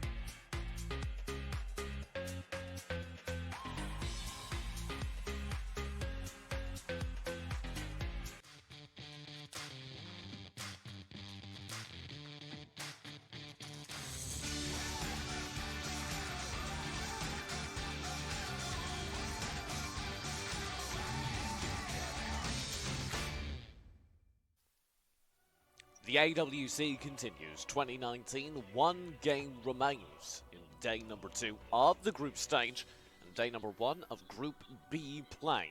My name is TJ, joined for one final game by D2. Are you firing me after this? Yeah, you're off for the entire rest of the day. Okay, cool. So, TJ, what would you have said if I told you, heading into the last game of the day, that Thailand would be sporting a losing record? You're crazy, is what I would have said. In exactly that tone. Yeah. You were a crazy man. But you're not crazy. That's what's happening. 2-3, the Thailand record. And this could get worse for them. If Vietnam clean sweep them, they are in serious trouble. And the funny thing is, we talked about, well, Chinese Taipei, their first. Who's their greatest competition? Probably Team Thailand. What if Vietnam's just first place? What if NA was right? What if Vietnam just crushes Chinese Taipei tomorrow? Yeah, prior to the tournament, I talked to some North American players. They told me Vietnam was the scariest region. I didn't dismiss them out of hand, but I did consider that maybe hyperbole. Hyperbole no more. The draft underway. It has been Darcy and Richter in the ban phase for Vietnam. Curious considering Richter made it all the way through unpicked last game. Hayate for Thailand. And probably Elsa? Yeah, look at me. It's funny because Richter can be so powerful, but if the draft goes a certain way, for instance, if Florentino gets picked, the chances of Richter getting picked after that really drop because you don't want to have Florentino and Richter in the same team, and the other team doesn't want to pick Richter into Florentino. So all of a sudden, that first band goes unpicked. So, if I'm Thailand, what are the number one things I'm looking for in this draft to turn things round? No Tulin. Can we at least try to make XB play something else? Like, just get him off of his comfort zone. Okay, it's worth trying. I'll get back to you on that. At least use a second round ban on him. I guess they're thinking about it now. They're like, maybe we should do this now, but I don't know.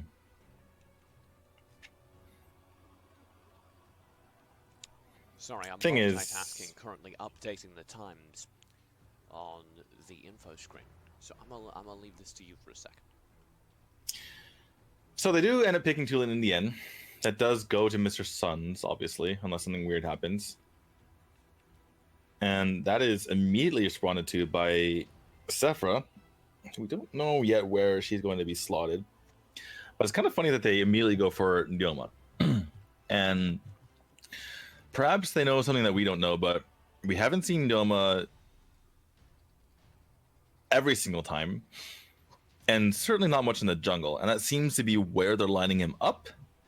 So that immediate response means that they have something up their sleeve as far as Ndioma countering a hero on the side of Thailand. I think you're onto something, but I also just think that Vietnam overvalues Ryoma. Or it could be some sort of synergy with Yina that they like. That's my skeptical sound.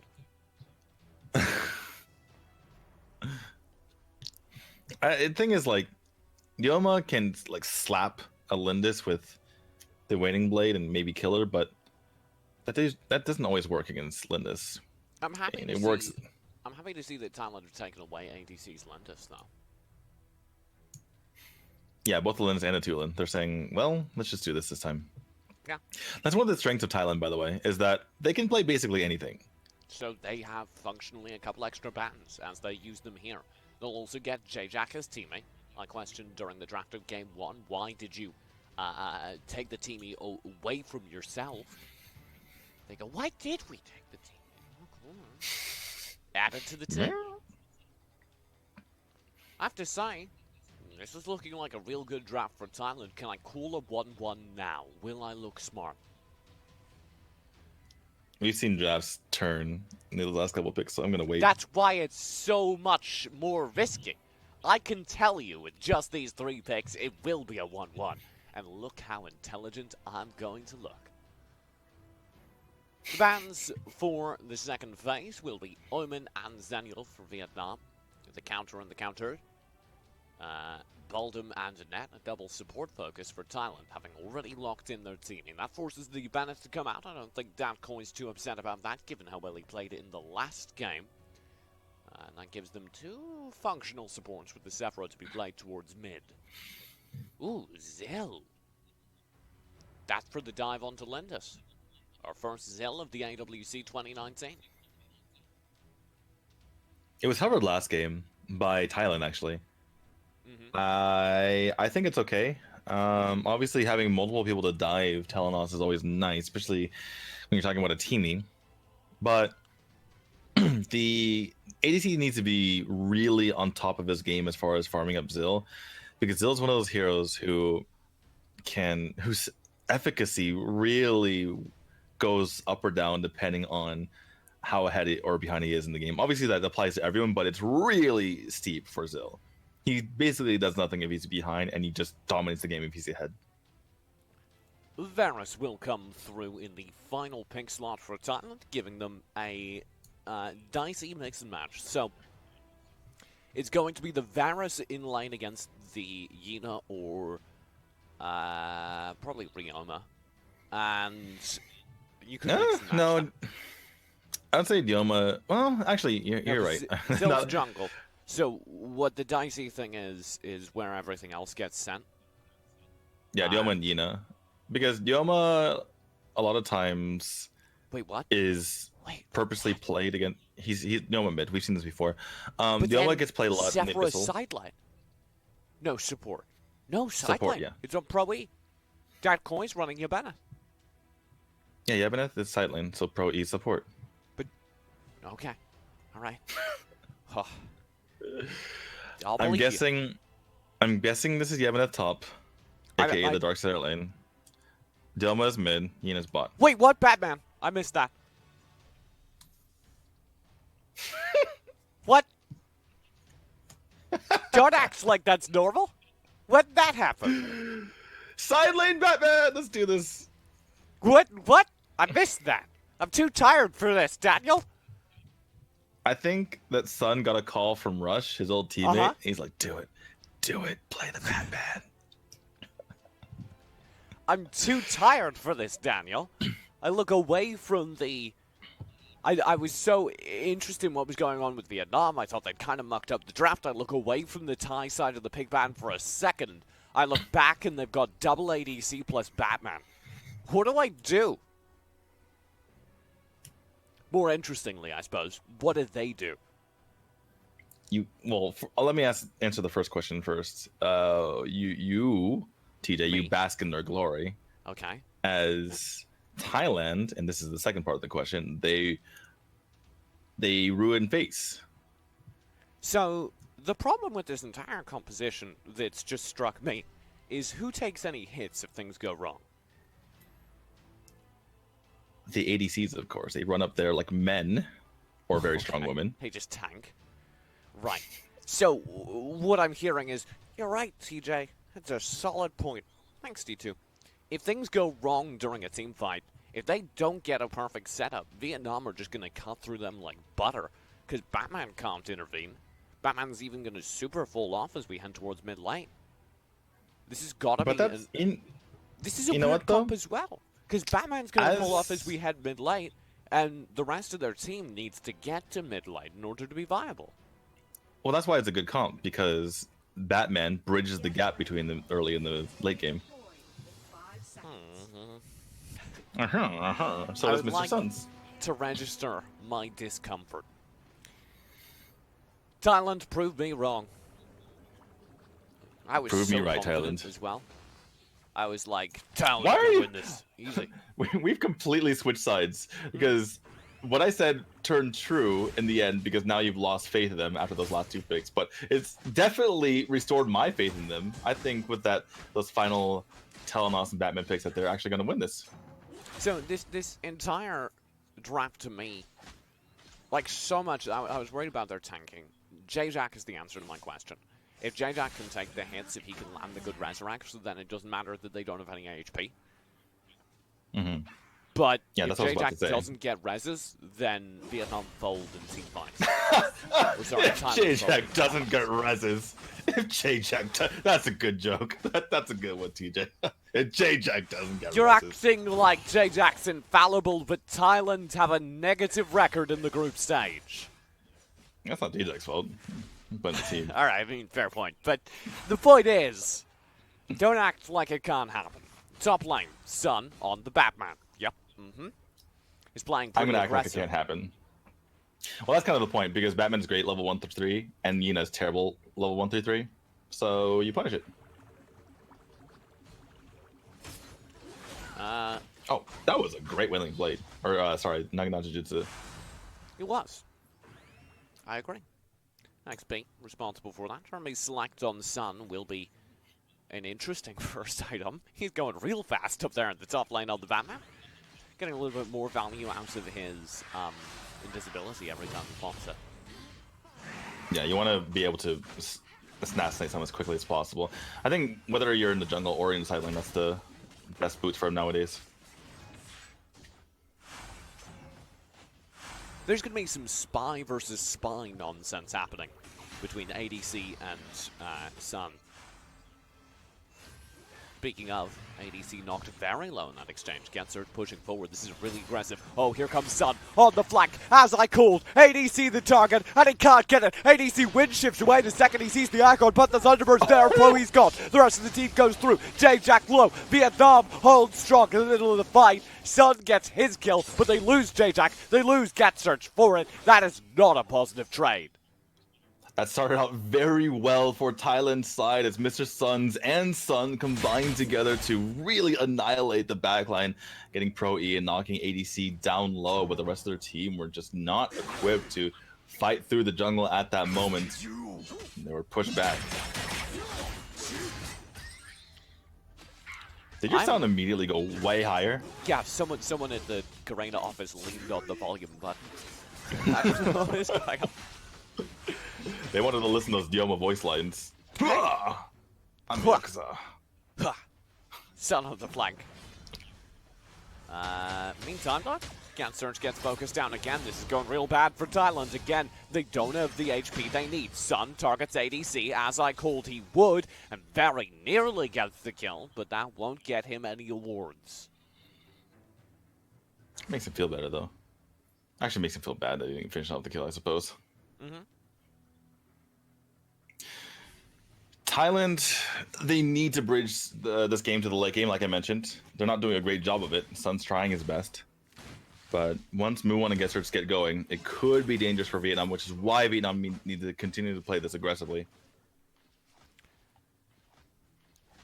Moonwon will be in the mid lane on this Telenos, which I feel we didn't touch on enough, but if he gets fed, then I believe in things that can happen. Mid-late game, he'll get real scary. That's a second to hope, even though the early game's kind of gone over to Vietnam. Yeah, so we need to be keeping track of the gold amounts here for Gensert and Muon.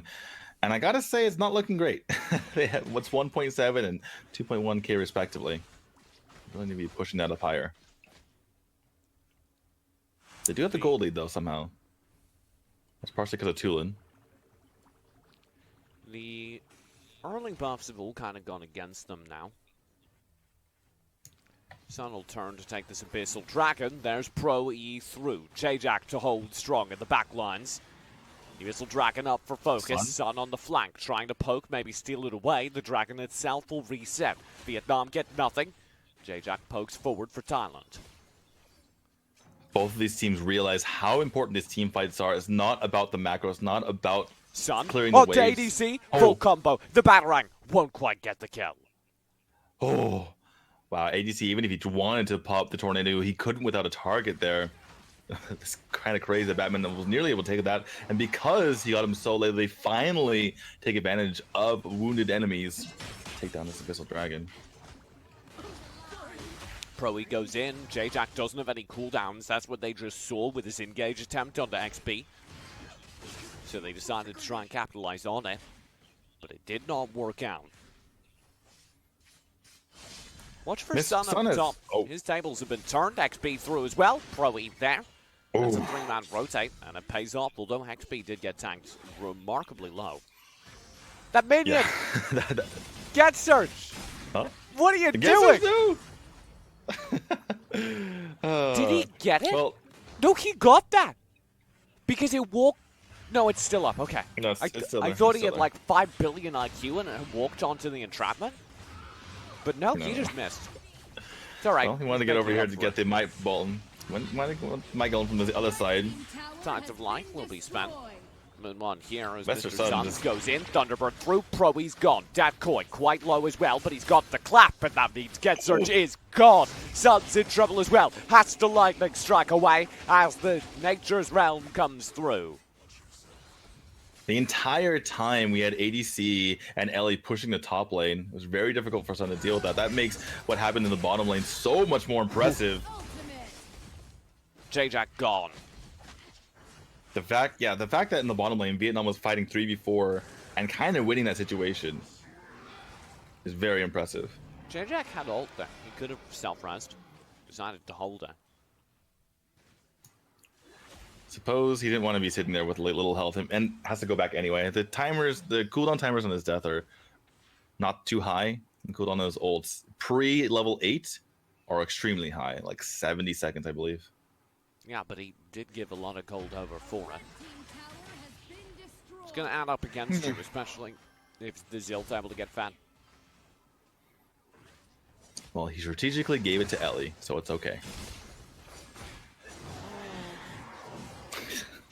He leaned over towards the and he's like, you can take the kill.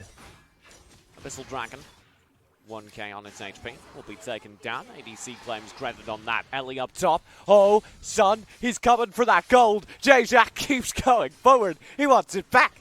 And he can't get the gold, as he's chased instead away by the arrival of XP. And Pro is in the area as well. This could get pretty bad. Vietnam looks to be in complete control of this game. My skepticism They're doing a really good job. Thai draft seems to be paid off. Or is it because there's still the late game to be rooting here for Thailand, especially with that double marksman? But Daniel, they're already out of this game, aren't they? What are you talking about? What?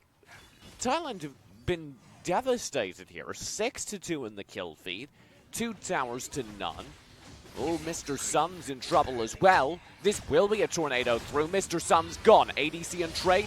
No. Tides of Light there. The Batarang does find the kill eventually. And that will be a positive trade, though many players are knocked low on Thailand's side. If Thailand can recover and start to clear these waves, which they've already done, actually, they're really in this game, especially because GetSearch is finally able to clear his own jungle out. They're only 1,000, maybe 1,500 gold behind after this mini wave. And again, they have Devil Marksman. They have the ability to completely start burning out the damage from GetSearch to move on.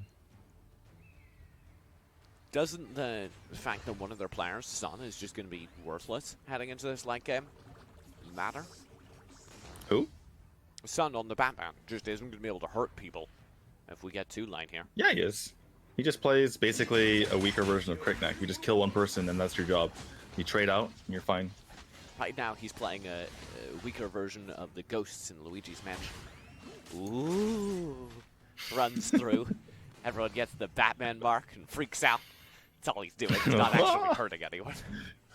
Yeah, the ghosts where if you turn towards them, they stop chasing you. This is dragging the focus. Thailand do get it. I guess I spoke too soon. Gold lead actually remarkably close. Within 1k. Like I mentioned. The KD is 7 to 8-3. Oh. That's a full time. Resurrect was there, but the kill comes through eventually. Ali onto the backlines. Moonrun's gone. Nicely done. And the dive keeps coming. XP might have overstayed his welcome, but J-Jack can't find the chain line stun he was looking for. Sun was waiting for his ult to come up. Now he pops it. Can he get a kill? Might not even matter because this tower is already going down. This is what Vietnam needs to get done. They need to start taking towers because they don't have a marksman on their side. Ooh, poor Sun. He barely survives. Thunderbird comes through and probably will fall. The Thunderbird threads the needle. ADC dives deep and has to flicker away, but he will manage it. Now J-Jack there for the stun up. Keeps Mr. Suns alive. That time, Mr. Sun unable to thread the needle through to XB. That would have been his death. Also, Sun missed a battering onto ADC. That could have been his death. So missed opportunities here for Thailand as they continue to try to stay alive. Everything rides on Get Search and Muon here, who are very cutely huddling together through this jungle. If they manage to get into Fed territory, these team fights will be gruesome. But right now, they're level 11 and 13 respectively, and that is not good enough, respectfully. Right, they need to get to a point where they completely burst someone down with just a couple of shots. And then the next step for them is to get the Death Sickle or the Blade of Eternity so they stay alive throughout these fights. They're giving Gan Search full clear of the jungle. Decoy, vulnerable here. Might have stepped too far forward. That's 3 people. He'll spend the Nature's Realm, but that's a lot of damage, Chief. It is a lot of damage. Uh-oh. They might be able to get the Darkslayer off the back of it, though. Ellie with the tower as well. Vietnam get massive capitalization. J-Jack has vision of the Darkslayer. Does he dare try for anything cheeky? Of course not. Be crazy. Who would expect J-Jack to dive in 1v4? He's never done They anything were like that very before. low.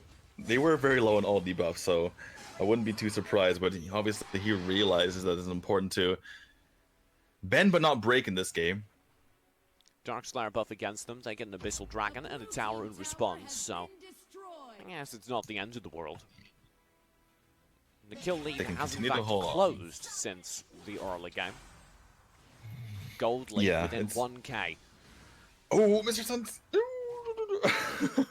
If Thailand can keep this game close and just not, if they can keep their high ground towers, then they're actually in a good spot. Obviously, the opposite is true for Vietnam, right? They don't want Proey. to allow Thailand back in this game. That's so much damage. I'm That's a huge starting deal, to see too. that double Bang a ADC timeline. comp you were talking up so much coming online. Yeah, that damage will flood out if they get too close. They're leaving the Drake up on top. It's gonna get burned down. Yeah, that's a little bit of a mistake. The double ADC arrives and kills the dragon. More anticlimactic than Game of Thrones. Decoy and Proey will be here in the area looking for a poke in against the tower. They've got a little bit of chip HP against it, but nothing picked up. Oh, here's the So Thailand's dive. still holding What's strong. happening up top? Ellie, where are you going? Hello? That's a Moonwalk big chips mistake. away, What's that? XP low, and J-Jack just goes in, a flicker forwards, and it's his stun over. That could have turned everything. Vietnam's in big trouble now. Decoy will try and pop the Nature's Realm, stall out, and he's got a lot of HP from it, but I don't think it will save him. That's a lot of shield HP. My God! It may have cost Proey his life. The turret's there. J-Jack had to resurrect, but it was too late. Get Search goes down. What was that? The beefiest boy I've ever seen. That was 100% Rock Shield. It had to be without even looking at his build. That was absolutely massive. And it actually allowed them to trade out afterwards since the members had to stay in the area. Good effort from ADC, but all he's able to do is trade because someone's on the backside punishing him. And this is what I'm talking about. The marksmen are on the hunt again. Look at this Desticle picked up by Sun. Maybe he can get even more than one target when he dives in. For those who Be don't know, massive for Rock Shield, the item that enabled all that shield HP, you activate it and any damage you lose during the next few seconds is given back to you as shield.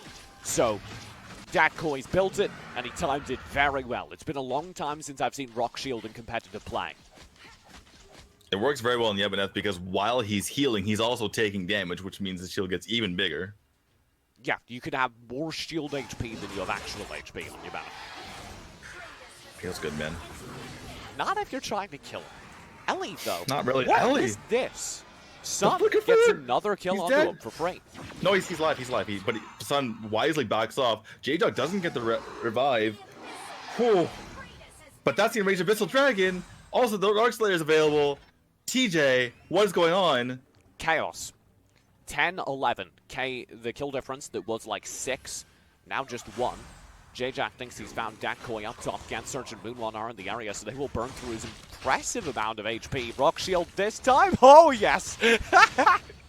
He goes down nonetheless. Mid lane tower under threat, though that may not have been worth it as XP and Pro E capitalize on it. Exactly. Maybe next time just leave him alone. Because you know once you start getting some damage on him that the Rock Shield has already been popped, perhaps go and save your tower. But they do have the gold lead by quite a significant margin. And we're not at full builds for both sides yet. So that is a difference maker. That 7,000 to 8,000 gold lead that we have for Thailand here. Ellie could be in trouble once more. Oh, yeah. What? Ellie? I don't like calling individual players out, but the amount of times that Sun has found a free kill onto him is too high. Probably You don't like to do it, but you have to here. Stun here. That's all. Uh-oh. That could be in trouble as well. Chain lines didn't land, but if it had, could have been trouble. And they had to back off, which means that all of a sudden, Darkslayer control is over to Thailand. They still don't have this top tower. Okay, they really want to take this top tower before they do anything, but I think they got to hurry. Yeah, they're running out of time, but they will burn that Darkslayer. Wow! Goodbye. Double marksman. Double marksman for you. Wave Clear Sun. will connect up top. There's a Blade of Eternity on Sun, but there's no way he survives that. The rest of the team will arrive now in the mid lane. Thailand can't fight this man down. They should know that. Ellie is not active, though, so it's a 4v4 proper. J-Jack, low, not dead, though. Caught in the Nature's Realm. Does he have the Resurrect? He can't get it off. It's on cooldown now. No, He'll be shut down. And the deep dive from ADC. 1-1 trade. They lose Gensurge. He's back with a Blade of Eternity, but that won't keep him alive for long. As Decoy dives with the chase. Broe gets the kill. Sun's got a Thunderbird. He'll get a trade. Decoy's low as well. They win the fight. Thailand stands strong. Decoy can't hold. And just like that, it's a 2-for-3 trade in the mid lane. Ellie's back. He's going to try and trade out. There's the Arctic Orb. Sun survives with it. Very nicely done. But Ellie's still on the chase. He just can't quite finish him. Now Ellie's got to run as Moonwon chases him away. I don't know if they can chase because Lina can do crazy things. Mr. Suns is healing up. What an insane fight. I can't believe that Vietnam almost made it happen. I can't believe Thailand finished them off. Oh my goodness. Son, Ellie, you're in trouble. Batarang through. Cape Crusader, he's gone. Now he's gone. XP nearly got a revenge kill as well, and Sun is nearly full damage build other than that Hercules madness, so you know he's vulnerable to any sort of Wailing Blade onto him. Suns is in trouble now. J-Jack and the rest of Thailand are pushing for this game. Decoy's just stalling out this Drake, taking the shots himself so it doesn't aggro the tower, but now he's slipped up. And that means the tower itself will take hits. They've got to push forward and challenge it. Otherwise, that high ground tower will just fall. Decoy through. Nature's Realm. Nicely done. Good use of it. Mid lane, turret takes hints as well, though. But Moonwon might be too far forward. There's the Bow of Slaughter. He gets so much life steal from it. Tides of life will heal up the Vietnamese side, but I'm not sure they can hold. There's the deep backline dive. ADC, he's got 2. The damage is there from Thailand, though. J-Jack, he's so low. They can't hold for long. Sun's got to do the damage all by himself, and he cannot do it. Vietnam with a critical team fight. It's just Sun. What can he do here? 30, 40 seconds. The amount of stalls Sun gets right now will very much decide how much trouble his team's in. 20 seconds on the respawns, and Sun, after looking for a lot of opportunities, just goes for wave clear. That's all he can really do. He basically has to play like a poor man's Necroth, make sure he clears the waves, and try to hold off his towers going down. They can deal with an Raging Missile Dragon, but not a whole lot else. Especially if their towers do go down. I want to talk about that fight. ADC was an absolute hero. I thought Muon had won that fight off the back of that amazing 3-man ult, that 3-man knockup. But ADC dives back, and he actually gets 2 when he's back there. And they're all left low. Not a whole lot that J-Jack can do to save everyone in the back line. And that was just ridiculous because how do you deal with that much damage from the marksman? You just go invincible. 18-18, the current score line, as these two teams take each other to the absolute limit. There's the Dark Slayer tank from Vietnam. They're looking for the 2-0 here, which would put them in a spectacular state in the groups. Thailand, in particular, need this win. If they lose here, I'm not sure they'll be able to get out anything short of 4th place from this Group B. Blade of Eternity up here for Get Search. No protection for Muon other than the Bow of Slaughter. That is risky sledding for him. He's just going forward. Yeah. I'm looking at you, Muon. Push here. Whew. This is getting difficult if you are Thailand to hold on, especially when you don't have the buybacks or the resurrections. J-Jack stunned out for so long. No resurrect available. He will be back, but he's gone. Tides of life there for the kill. Very low HP across the board for Vietnam, but ADC's got another kill. He'll be traded out, but he's got the Blade of Eternity. He will be right back, and he got Moon One before he fell. Mr. Sun can't make it work. This is so bad for Thailand. They can't do it. The core's going down, and Vietnam 2-0 sweep Thailand in the first day of Group B. Are you kidding me? Thailand brought that game back. I thought it was basically over. They had reversed it. They had the marksman comp. They had the damage. But ADC says, I do not care. I have my revive. That means I can kill 2 of you before I go down. And 2 is all I need. That's all your damage. Oh my goodness. I can't believe Vietnam was able to pull that off.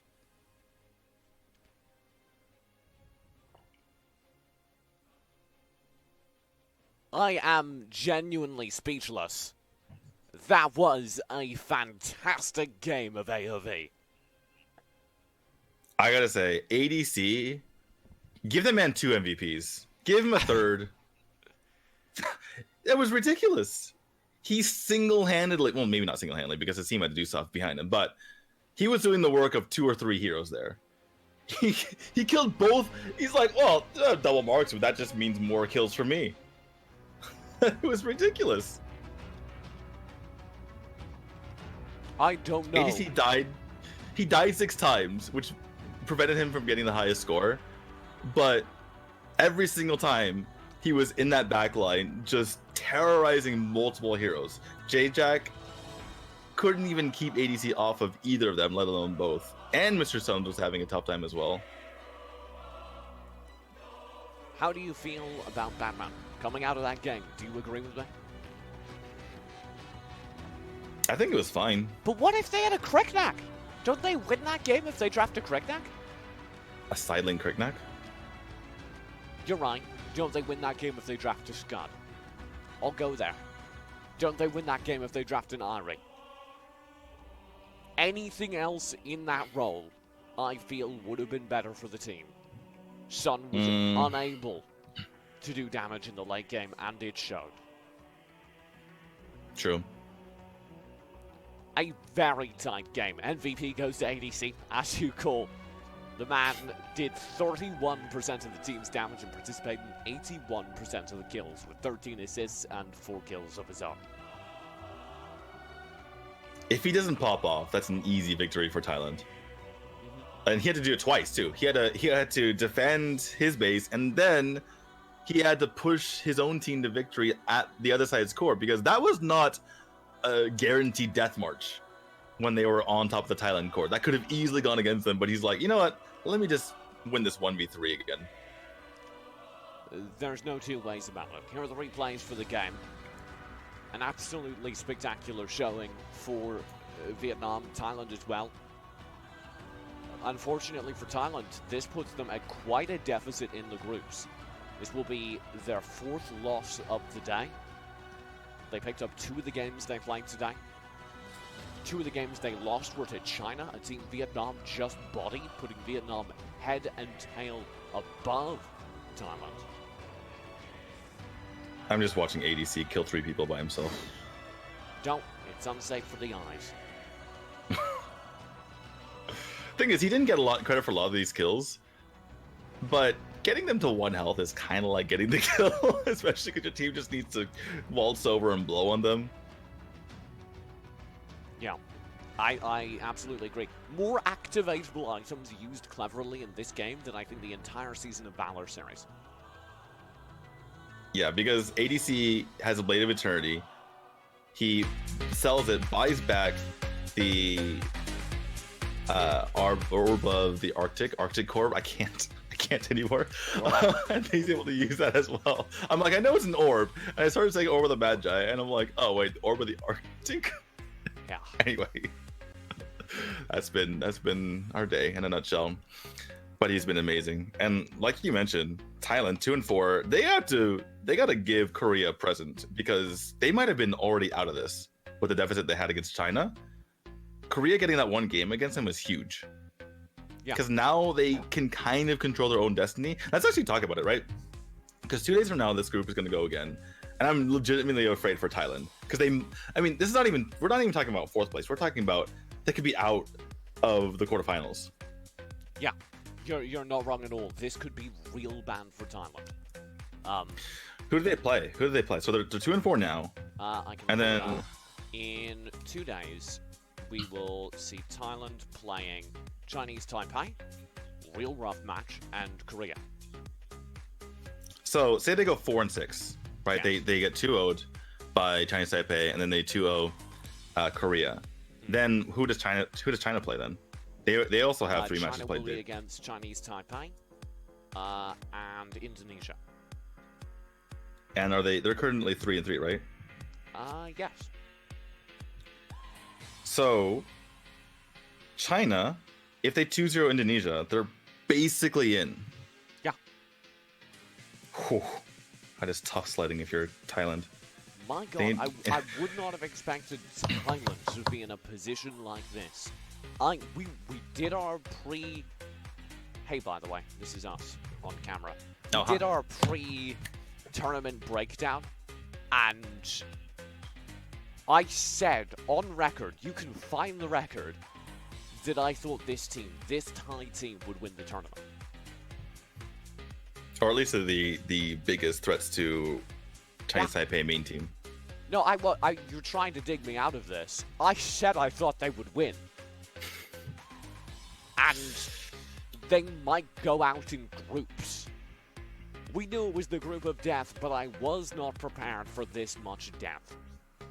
Vietnam didn't get the memo. Tomorrow, we'll kick things off back over to Group A, the chill group, the cool group, the one you can invite over to your parents' house.